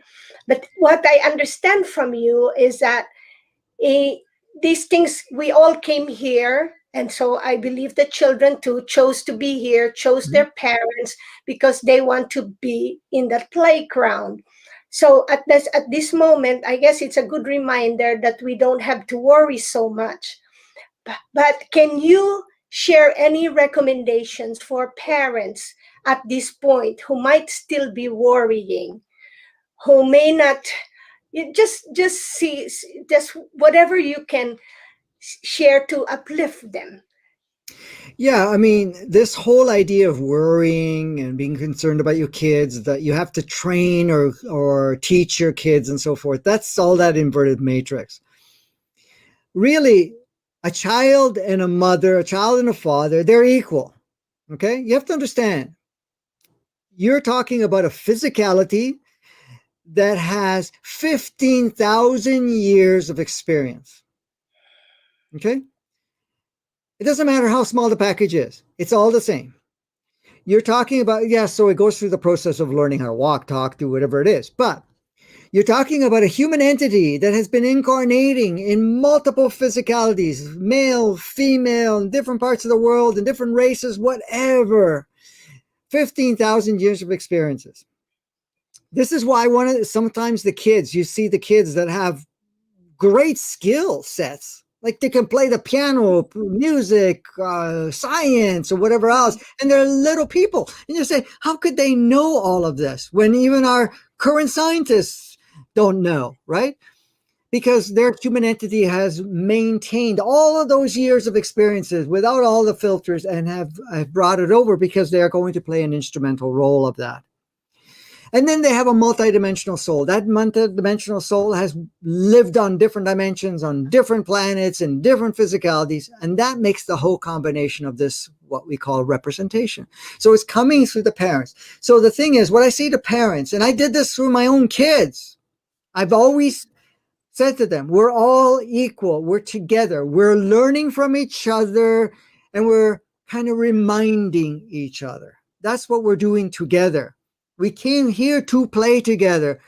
And the child reminds us how to play. A child reminds us that we don't have to get so lost in the game of life and worry and concerns and so forth. This is why kids are playful. This is why kids are imaginative, because they didn't dwarf their imagination because of all the conditioning. And a lot of them are resisting it. A lot of them are resisting it because they don't want to play the game. You know, it's not appealing to them because it's very low vibration. This is why they're not saying, I got to go to school and I got to learn this because I got to be a successful this or that, whatever that may be. They're not that. So that's only one part. The other part is that we're all equal, powerful beings and creators. A child and an adult and anything in between, doesn't matter what sex, or whatever you want to call it, all have full navigational capacities. Meaning, a child will have whatever experience that they choose to have. A parent cannot change it in any way, shape, or form. You can create the illusion I have to protect, but the child doesn't matter. I'm sure anybody that's been a parent, you could try to protect all you want. And if they want to have the experience of what people call hurt, or experience of doing something that you wouldn't find acceptable, they do it anyways. I use some examples when I was a young person and I had little kids. I had one daughter at the time. She was the first one. We were living in a neighborhood that was the last place you want to live. One neighbor was a Hell's Angel, and the other ones were known criminals around the world. And I was in the middle in this house. People were saying, why would you come and move here with a child and whatever else? And I go, they're just people, right? They're kids. They were kids, not many, but they were running around, crossing major streets. You would think a parent would drop dead looking at it and saying, that kid could get hit by a car, killed instantaneously, or really injured really badly. These kids were running up and down the streets on a main street. Never an incident, ever. Some of the parents on the neighborhood that were further down the neighborhood were so protective, they were the ones that ended up having challenges because the child said, I want freedom, but I don't need to have that experience. And my parents don't even recognize it anyways. They don't care. So I don't have to play that role for them. So the thing is, allow your children to be themselves. You're going to have a communication. Like I used to say to my kids, hey kids, either my daughter or my son, I said, okay, listen, if they said, I want to do this, that, I said, okay, why do you want to do it? Well, I want to do it because of this. Okay, so let's imagine. Oh, Dad, do I have to go through this? Yeah, let's imagine you doing it. See how it feels for you. Get a feel for it. See how it feels. Is it something you really want to do, or you just imagine that you want to do it? And then they would do it. Sometimes they would say yes, sometimes no. Then, yeah, it doesn't seem that interesting. Okay, great. They would make whatever choice. There were occasions they would say, yeah, I still want to do it. Okay, go ahead. And they would have whatever the experience that was. Sometimes the experience was less than favorable, but that was okay, because then when they came back and said, hey, okay, so how was your experience? Well, it was like this, Dad. I go, cool. You learned something from it. Fantastic. Great experience. I never said, I told you so, you shouldn't have done that or anything, because I never did that. What happens? They became self-aware. They became self-directive, and they were now, and plus they had no problems communicating. They would tell me whatever they were thinking or whatever they felt or whatever it was. And I never said, oh, you shouldn't think of that. And they go, well, that's an interesting thought. What does that mean to you? How does it feel to you? Whatever it is, right? So they became free thinkers, knowing that they had the capacities to decide their life. And that's the thing. So for parents to realize that a lot of times, you have to understand, some of these souls in these little bodies are more advanced than the soul of the mom and dad, by far. Some of them are starseeds. Some of them are, tuned to come and play a very specific role. And you can't tell them. Like, when my parents, I'm not putting myself in levels or anything, or because there are no levels, but we're just in different. I had a really deep understanding. They didn't, but they were telling me to live life a certain way. And I kept saying, Mom, it doesn't make sense. Even with the religious stuff that Carl made me appreciate, saying, well, God this, God that, whatever it is, and I remember throwing a couple of little quickies to her and say, okay, Mom, well, God created everything, right? Yes. Okay. Then there's good and evil. Like you keep saying, there's good and evil, right? And there's the fallen and whatever, right? And she said, yeah, absolutely. And I said, well, let me think here for a second. If God created everything, and then there's good people and then there's bad people, did God make a mistake and make bad people? And then only was a good manufacturing of the good person? I said, like, if we had a car that broke down and I brought it back to the manufacturer because they made it defective, I would say back to the manufacturer and say, hey, you have a defect, you better fix this. So, Mom, does that mean that I go to God now and say, hey, you made some pretty bad people down here. You really screwed up here. I think you should take them back and fix them all up and bring them back down. But it didn't work that way. So, the point is, I had that type of conversation only for the fact of stimulating. But for her to tell me this is the way it worked, it didn't gel with me. I stayed hard and fast with that for sure. But the kids today and the kids anytime, even us, if you really look at your life, the reason we want to play evenly with our kids is because first of all, we want to learn how to play, but they have a lot of things that we may not be aware of, and we may have things that we're aware of, but not rules. Like I used to tell the kids about the rules. I say, hey, look, the world has these rules. They're fake, but everybody seems to make it real. So you have to understand that you may have to dance between all of that stuff, but always know there are no such things. And these so-called authorities, it's all fictional, all self-appointed, made up. There are no authorities, but they're going to come that way and they're going to play that way. So just realize that they come that way. You don't have to give it power, but then you may have to dance around it because, everybody else is still enforcing it. So this is the thing. So what I say to parents is allow the kids to be themselves. Don't try to mold them all into going into obsolete world, because the world is obsolete in what the educational system is, what you brought in. And you have to understand, what you've experienced in the past was all in that inverted 3D. Why would you want to plug that into your kids? when they already are prepared to go into 5D and they're already emanating in that 5D. Why do you want to give them inverted 3D and 2D and inverted matrix and all that stuff when they really came here to do something totally different? So allow them to be themselves. Communicate with them. Have an open dialogue. Don't see yourself one better than the other. When you see yourself as equal, you both learn. You both experience and grow with each other. That's what I can say. Fantastic. Thank you so much. That's fantastic reminder and advice, all the good words. And so let's go to the adults. So most of the adults now seem to be throwing words like chakras. And I wanted to know what are, if you can speak on the chakras, is there such a thing as their original chakras and there's like the additional chakras that are just used to plug us in? Yes. The chakras in the original design did not exist. There was only the one, and it's not even a chakra. The whole body made up the chakra. Okay. When the inverted stuff got in to create fragmentation, one of the things they did is they divided the chakras. So the chakras have now independent communication skills. So if you're talking about the root chakra is the communication channel to Gaia and the sentient beings on Gaia. This is why when you're grounding with the root chakra. Okay. The so-called sacral chakra, that was the chakra that communicated with other physicalities and created a sharing of it and producing other physicalities. But that chakra is always alive or active, and there's a communication from bodies to share experiences, to share different consciousness from a physical perspective.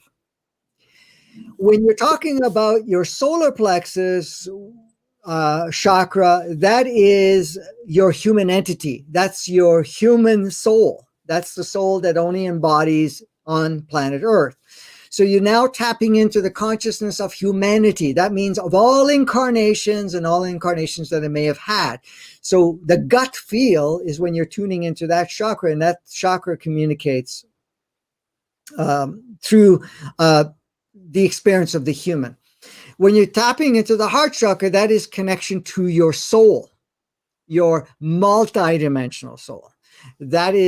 But that connection is also to your twin soul, your connection to your soul family, your oversoul, and so forth. So that is that connection. So that is the communication channel for that. It feeds back and forth.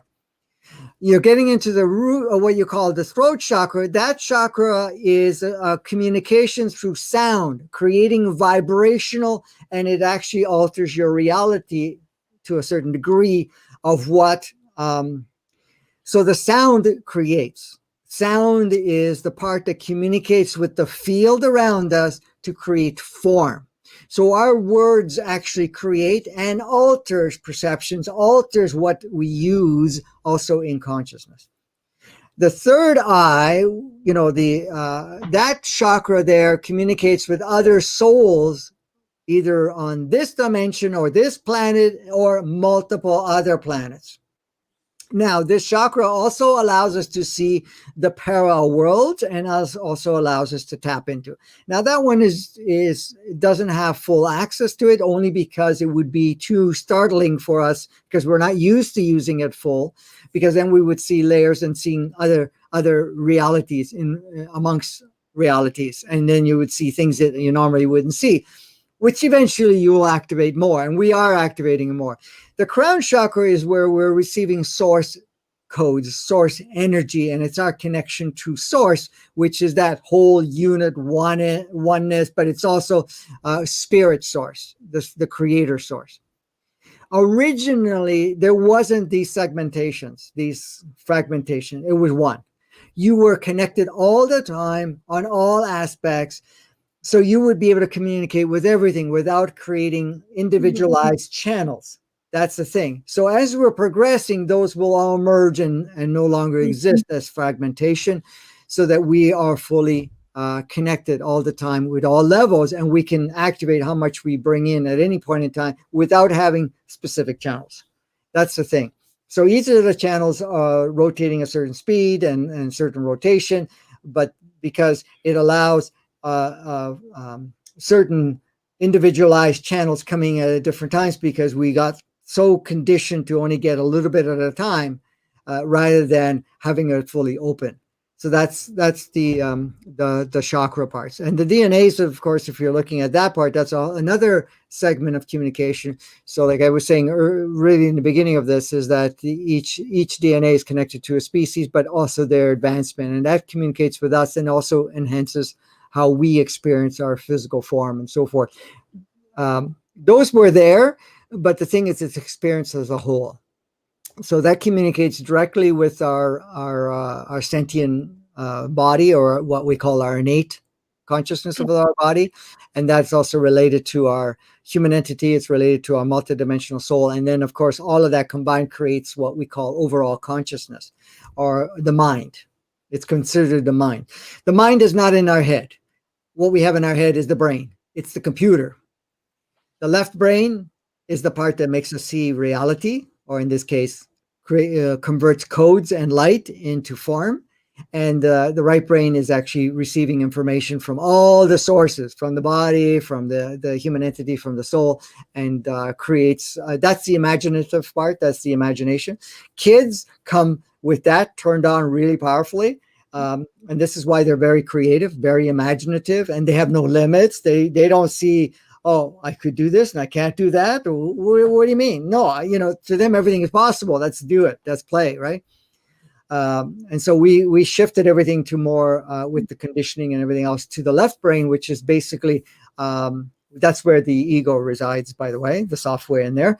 But also at that point, everything is rigid, everything is form, and that's all that exists, and everything moves slowly. And because there is no time, there is no space, it all exists in the same field, and time is just a reference point of change, but we applied it so that we had a measure that we created and so forth. So that's kind of the chakra part, and also the DNA part. So we have a lot of different powerful connections that we're just bringing back online now. Okay, and this would be my last question is, since you mentioned the DNA and the ego, there's a lot of teachings to kill the ego, get rid of the ego, get rid of the ego. Is there, so what is the role of the ego in all of this, in human experience? Because I heard that the ego is part of the epigenetic overlay, and that if we kill it or if we get rid of it, then there's no even, that's also part of the on and off button that we have to use for the, our human experience connecting to the source. Yeah, that's not true. The thing is, the ego is a software, and the software is designed to stimulate polarity, false evidence of yourself, in a sense. The ego will create different personas of yourself. It doesn't relate with your, so the stage of it is the ego evolves to a certain degree, and it evolves to a sense where it actually steps back more. It's not about killing the ego. It's to recognize what it provides and then making it obsolete, because again, it creates restrictions. Egos create restrictions. The ego is going to say, you're a physical body, you are grace, you are a female, this is the role you need to play, you need to be liked by people, you need to take on this career, whatever your career is, you're a quantum healer or whatever it is, and all of that. And you're fragile, people can hurt you, there's good and bad and right and wrong and all that stuff. That's what it operates on. It operates on the inverted matrix fundamental. So what happens is it becomes obsolete, and then we don't use it anymore. So basically, when you get to a certain higher vibration, it can't function anymore. So it just stops being there, because the moment you label yourself, I'm this or that, you've now made your realm of experience smaller, right? So it's like this. I'm going to look at this rather than completely wide open. The moment you say, I am this, then you've now minimized yourself, which is great to play the old game. And it was necessary as part of the old game to function, But the thing is, now you're losing all of that. A lot of people, what's happening to a lot of people right now? A lot of people are getting confused. They're going, who am I? What am I even here for? What's happening is because the ego is starting to break down, their higher consciousness is starting to ramp up. And now there's the conflict of saying, oh, I thought I was this, but I'm not this anymore. And I don't know if I'm this anymore. I don't know if this has any value anymore. And then it goes into the chaotic part of saying, who am I? Well, when you're in your higher state, you'll never ask, who am I? You're a being of creation, and you create. And the last thing you want to do is minimize yourself to only a certain type of creation. You want to be full out, full bore, open platform. Let me just play with anything and everything. Now, you're going to create a certain consistency of some sort, but it's always unlimited. So we're going from a limited state to an unlimited state, from an unconscious state to a conscious state. And we're going through a limited, what looks like a limited world to an expanded world. For us to look at it and say, well, if we follow the protocols that exist right now, change is going to take hundreds of years, if that. And if we're going to do it in the way where we have to make obsolete and then bring something else and still create the idea that we have to have an economy, we have to have systems, we have to have work, we have to, when people ask me, what do you think of work? And I say, well, it's a make work project, really. This whole idea of money is a make work project too. It's just to keep you all bound up. The thing is, we don't need any of this stuff. That was all plugged in. That never existed before. Not even energy exchange existed. As shocking as that sounds, because the fact that you are who you are and you're experiencing, you're already contributing to the field and the field's contributing to you. It's not like, okay, it has to be through this thing, or we have to have an energy exchange, or we have to have a currency exchange. Are we going to have any of this stuff? Right now, we're coming more to that realization. We still give it power because we still, are in that mindset, but that's breaking down. Look at anybody that does any type of work. If they don't require the financial thing to keep them afloat, they gratefully do it for free. I do this work all for free. You think all this consciousness I'm charging for it? I do allow people to contribute, and I do charge a little bit for the thing, and that is just to support us while the game of life. We have to pay rent, we have to pay for the services, whatever it is. You're not paying for the consciousness. You're just supporting the physicality to be here in a kind of a housing or whatever it is for the time being, because that will change anyways. Thank you so much, Jane. We didn't hear much from you, so now it's your turn. Thank you so much, Franco. I just loved what you were saying about money and how we prefer, I've even felt myself switch into just wanting to do what my soul wants to do. And it's wonderful to be able to play in that background, or in that playground, like you call it, when you can. So I just love so much what you said, and there's so much to digest and so much golden information there. Thank you so much. I wanted to ask, may I, just 5 minutes, what it's like to go on the spaceship that you visited 2 weeks ago? Just make us see it, make us experience it just a little bit. Okay, it's actually quite interesting because it's quite instantaneously it happens. It's funny because just to give you an idea, you go into an altered state. It could be a sleep state. It looks like a sleep state. You go into the altered state, and before you know, you're right there. You're there.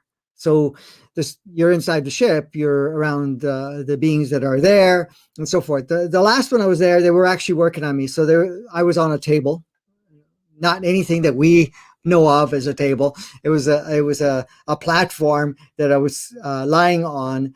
And it had other labors that looked really technically advanced, but there was nothing like what we refer to as technologies.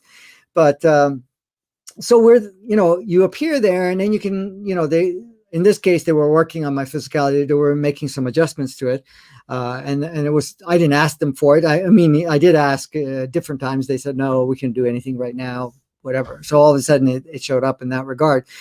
So there, you felt the energy. But the thing is, when they were done with one phase, it was like all of a sudden I heard a boom noise in my head. Instantaneously, I appeared on my bed, and it was almost like, oh, I'm here. Okay. So I would get up, go to the bathroom, do whatever else. I go lie down and go into that old state. And before you know it, I'm like, I appear on the ship again, things of that nature. So that was the last one. The ones before that, it's same thing. It was just, I would appear there and I'm amongst them and they're showing me their technology. They're showing me what they're doing. Then we would go into kind of a boardroom, but it's not really a boardroom like we envision it, and then, they're on a screen, and it's not a screen that exists. It's almost like a wave that you can see what they're focusing on and what they're showing you. And they're showing you, what they're doing and so forth. And then in that, they can also project a simulation where you can see if they make a certain change, how humanity would respond as a collective, what would happen on the earth. And they also have instrumentation, and it's interesting because it's nothing that we normally see, but they can see where the vibrations are, and if there's any alterations that happen, should something be applied. And this is why they would intervene or boost a certain area, because when they're scanning it, and like I was saying earlier, it's a council, but it looks like liquid. You're looking at a gel liquid that you can see the earth with, and you can see what's going on. They can zoom into it and whatever else. So it's like a liquid screen, but it's not like little panels. It's like full consoles and whatever else. And even communicating with the technology there, you're just basically saying, okay, I'd like to see what's happening in, say, in Europe, for example, right? And it's all they pick it up on your telepathic part. You're not actually saying any words, right? So telepathic, I wanted to see what it was like in Europe. And before you know it, you can see Europe, and it can zoom into the areas, and it can show you what's going on there. So, and if should they get any feedback, they're communicating with you and say, okay, this is what we're doing. How have you noticed the last waves of energy with the people that are there? How are they responding? I mean, we're looking at from a bird's eye view. They don't quite use the bird's eye view thing. We're looking at it on a broader perspective. You can feel people. How are you feeling it? Are they, and there's that type of communication.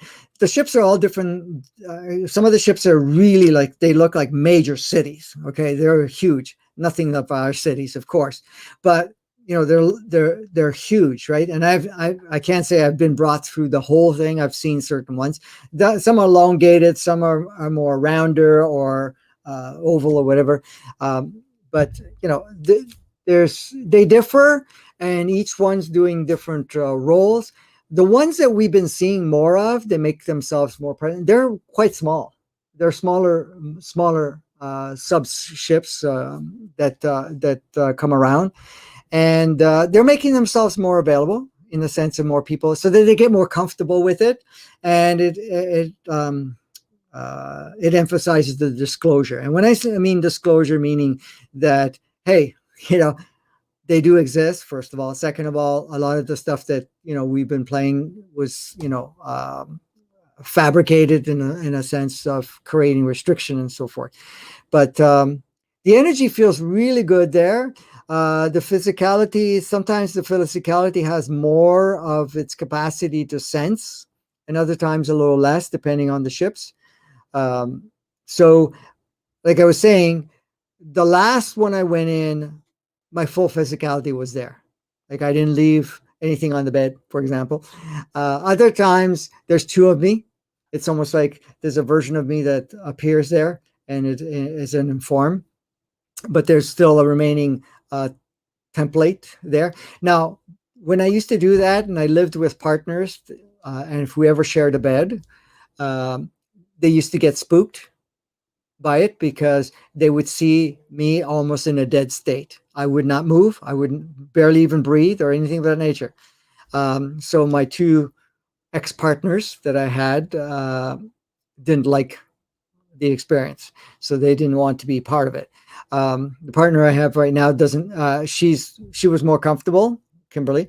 She's more comfortable with it, but then we don't sleep in the same room anyways because it interferes with the energies of what I have to do and going in and out. So it just makes it easier in that respect. So yes, so sometimes you're reprojecting. Now, when I've gone to other planets, I'm really pushing this here for you guys, but when I've gone to other planets, you actually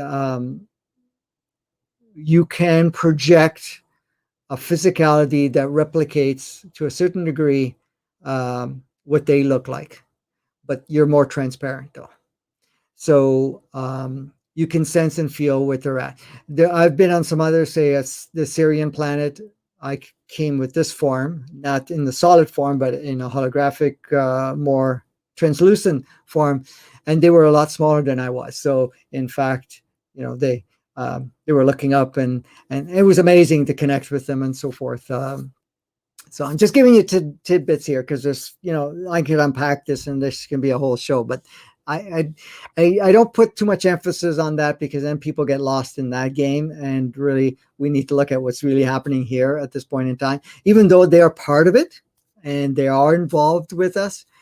But, we don't want to lose perspective because I remember years ago, I used to have groups where we talked about what they used to call UFOs and aliens.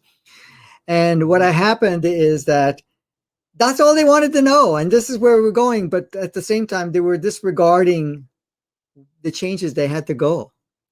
For example, some of the sightings where they actually landed, they had to go through a preparation for that. They had to change their diet. They had to change what they were focusing. They had to detach from watching medias and whatever else because it all lowered their frequency, drinking alcohol, whatever else. They had to get into that. And then they had to go through a process of opening their mind to be able to see it. So there are people on the planet here that have actually seen them land and communicate back and forth throughout the planet at this point. So, but that's okay. I've said too much about that, so I'll let you lead the way. Oh, a question from the audience. They asked, have you ever been able to take a guest? And one final question from Grace. Mm-hmm. How do they see the future of the planet? I think you've kind of answered that, and then we'll wrap it up. That's from a guest. So also, what do you see the future of this planet? Yeah, so my brother, sister souls, which are all your brother, sister souls too. Don't think that they're my team. I work with them. Yes, I call them my team. There are some people that I've worked with that are very visual. They can see things. So whenever I used to have my workshops, they would appear. So I remember the one guy I was working with. He had his third eye a little bit more open, and he was able to see them. And he goes, "Do you always bring an entourage along? Your team's all here." And I go, "Well, yeah, they always come. Most people don't see them anyways." But so as to the answer, they see something really amazing unfolding. It's not a demise. That was an option at one point and say, do we have a crash and reset and retool again? But the decision was made no. So they're doing their part. A lot of us are here that are on the same path, trajectory, are doing the same thing. So we are moving more quickly than ever before towards really creating a reality that's expansive. So yes, we're not going to destroy ourselves. That's not allowed because we've already made the conscious agreement. So the unconscious cannot affect the conscious at this point in time. If they want to leave, they can leave, no problem. How do I see it? Well, I'm here on a contract, and to me, I've come here to do a particular job, and I'm doing the best I can with it, even though a lot of my work was on the back end. I see some really amazing things, and how quickly we're going to get there is how quickly we get on board with it, and we are. There's many more people.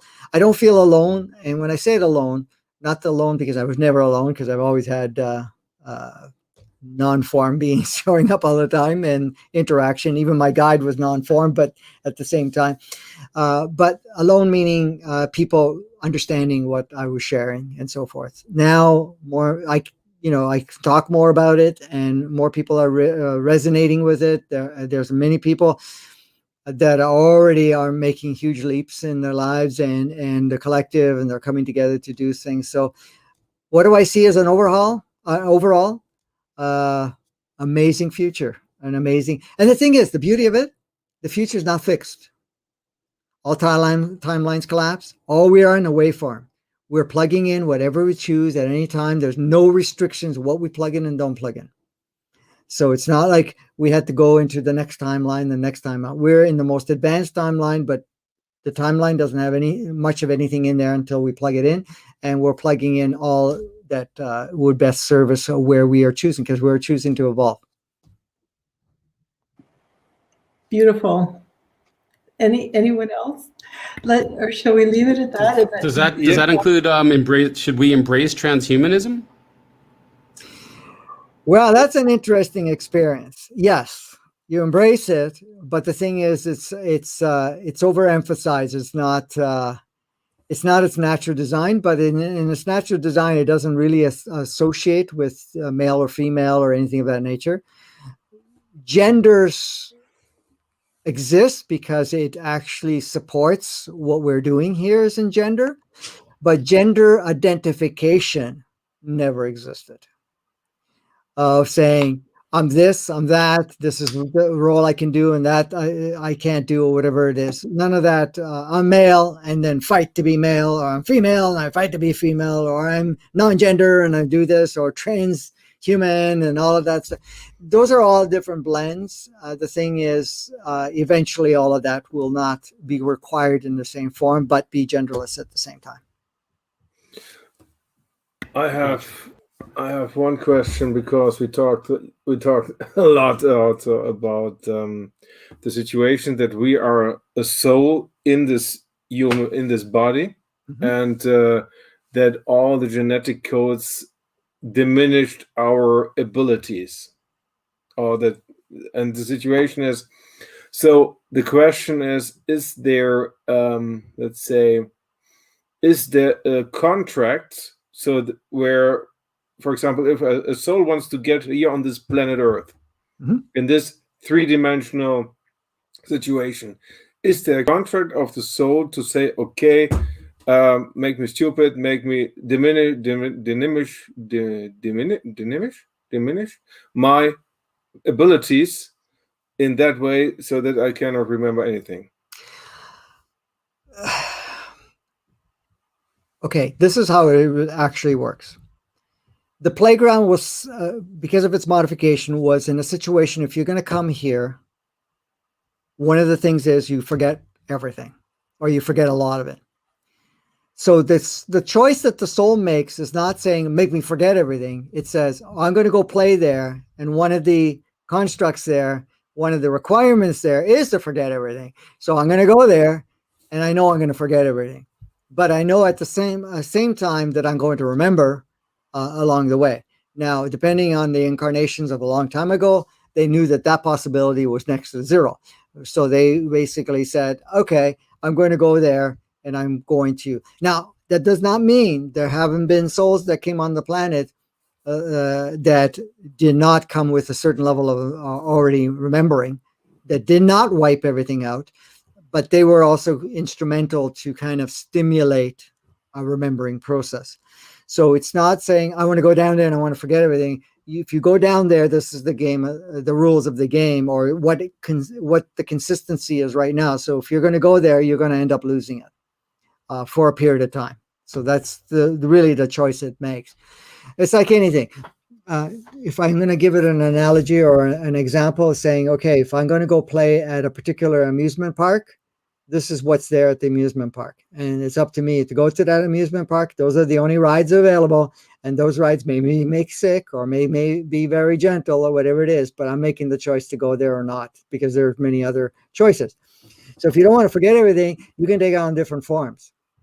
But the thing that's appealing here is what it offers here, it doesn't offer anywhere else. But where it offers somewhere else is not offered here either. So it's really a choice you make and say, okay, that's where I want to go play. Yes, I'm going to go there and I'm going to forget.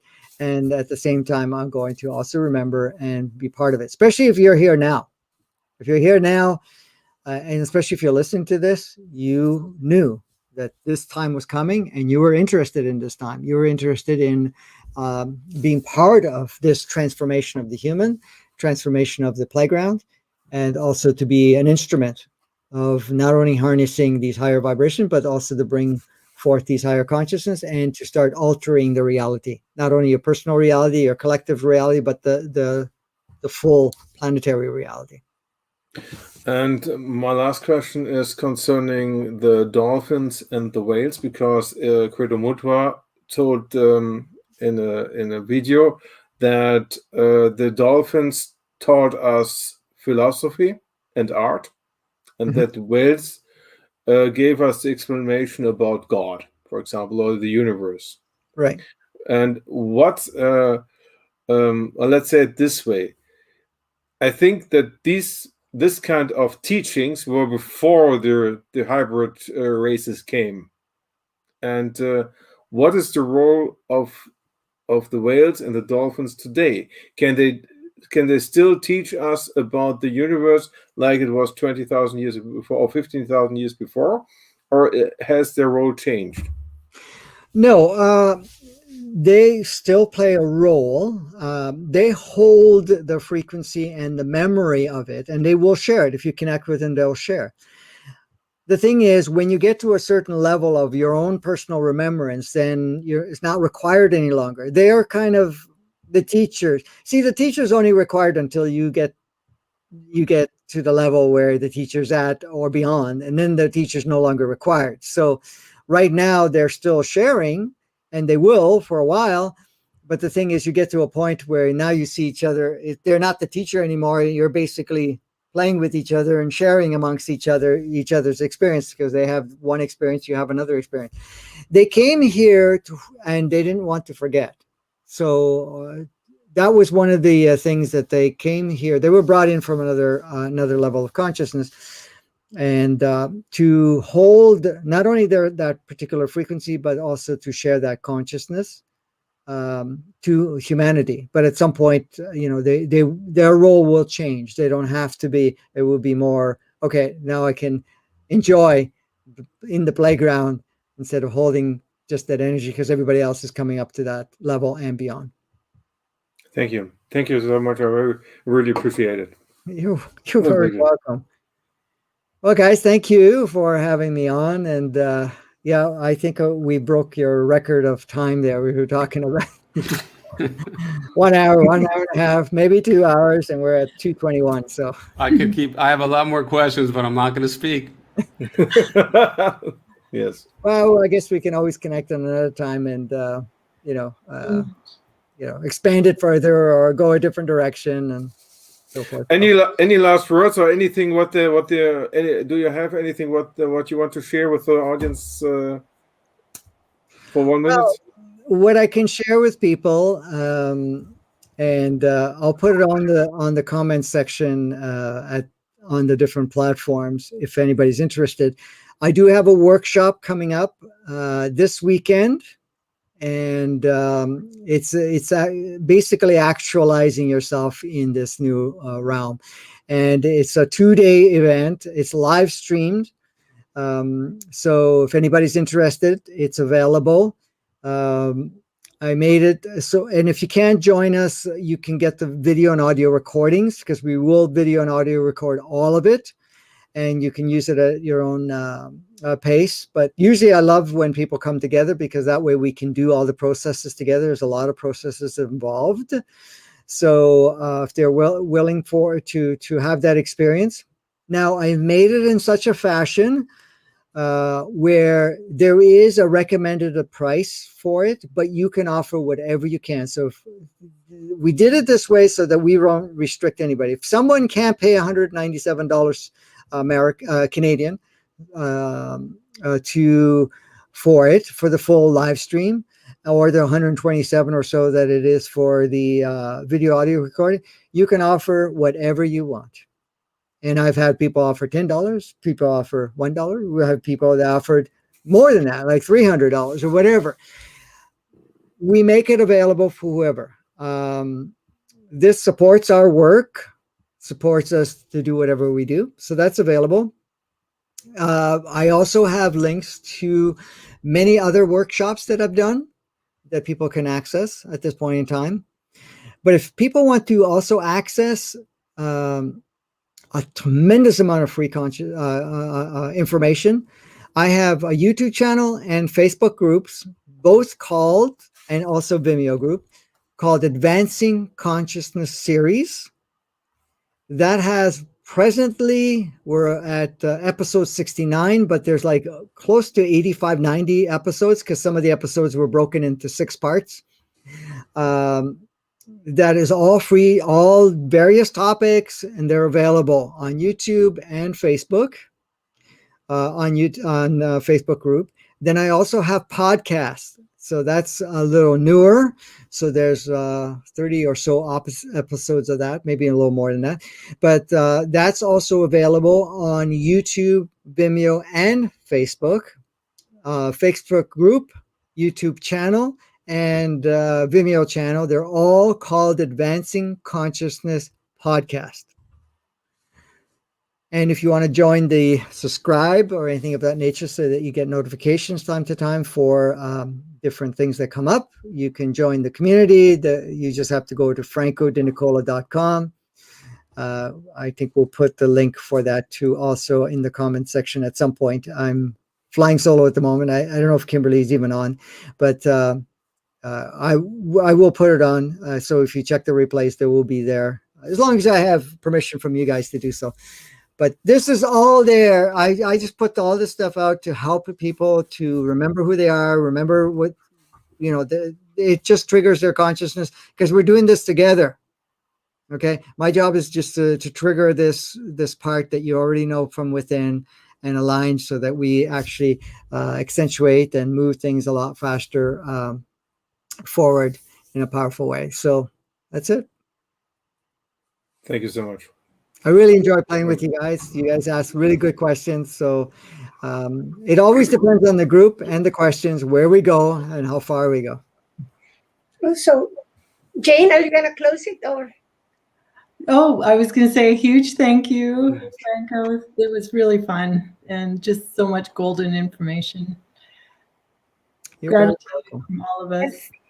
And for the audience, see you again next Tuesday. Our guest next Tuesday is Dr. Palevsky. And I'm really hoping that, of course, Franco will come back again next time, whenever that will be auspicious. Thank you. Whenever you guys want, you just let me know and we'll make the arrangement. But go out and play, have some fun. Thank you, everybody. Thank you. Thank you, Franco. Thank you, Franco. Okay.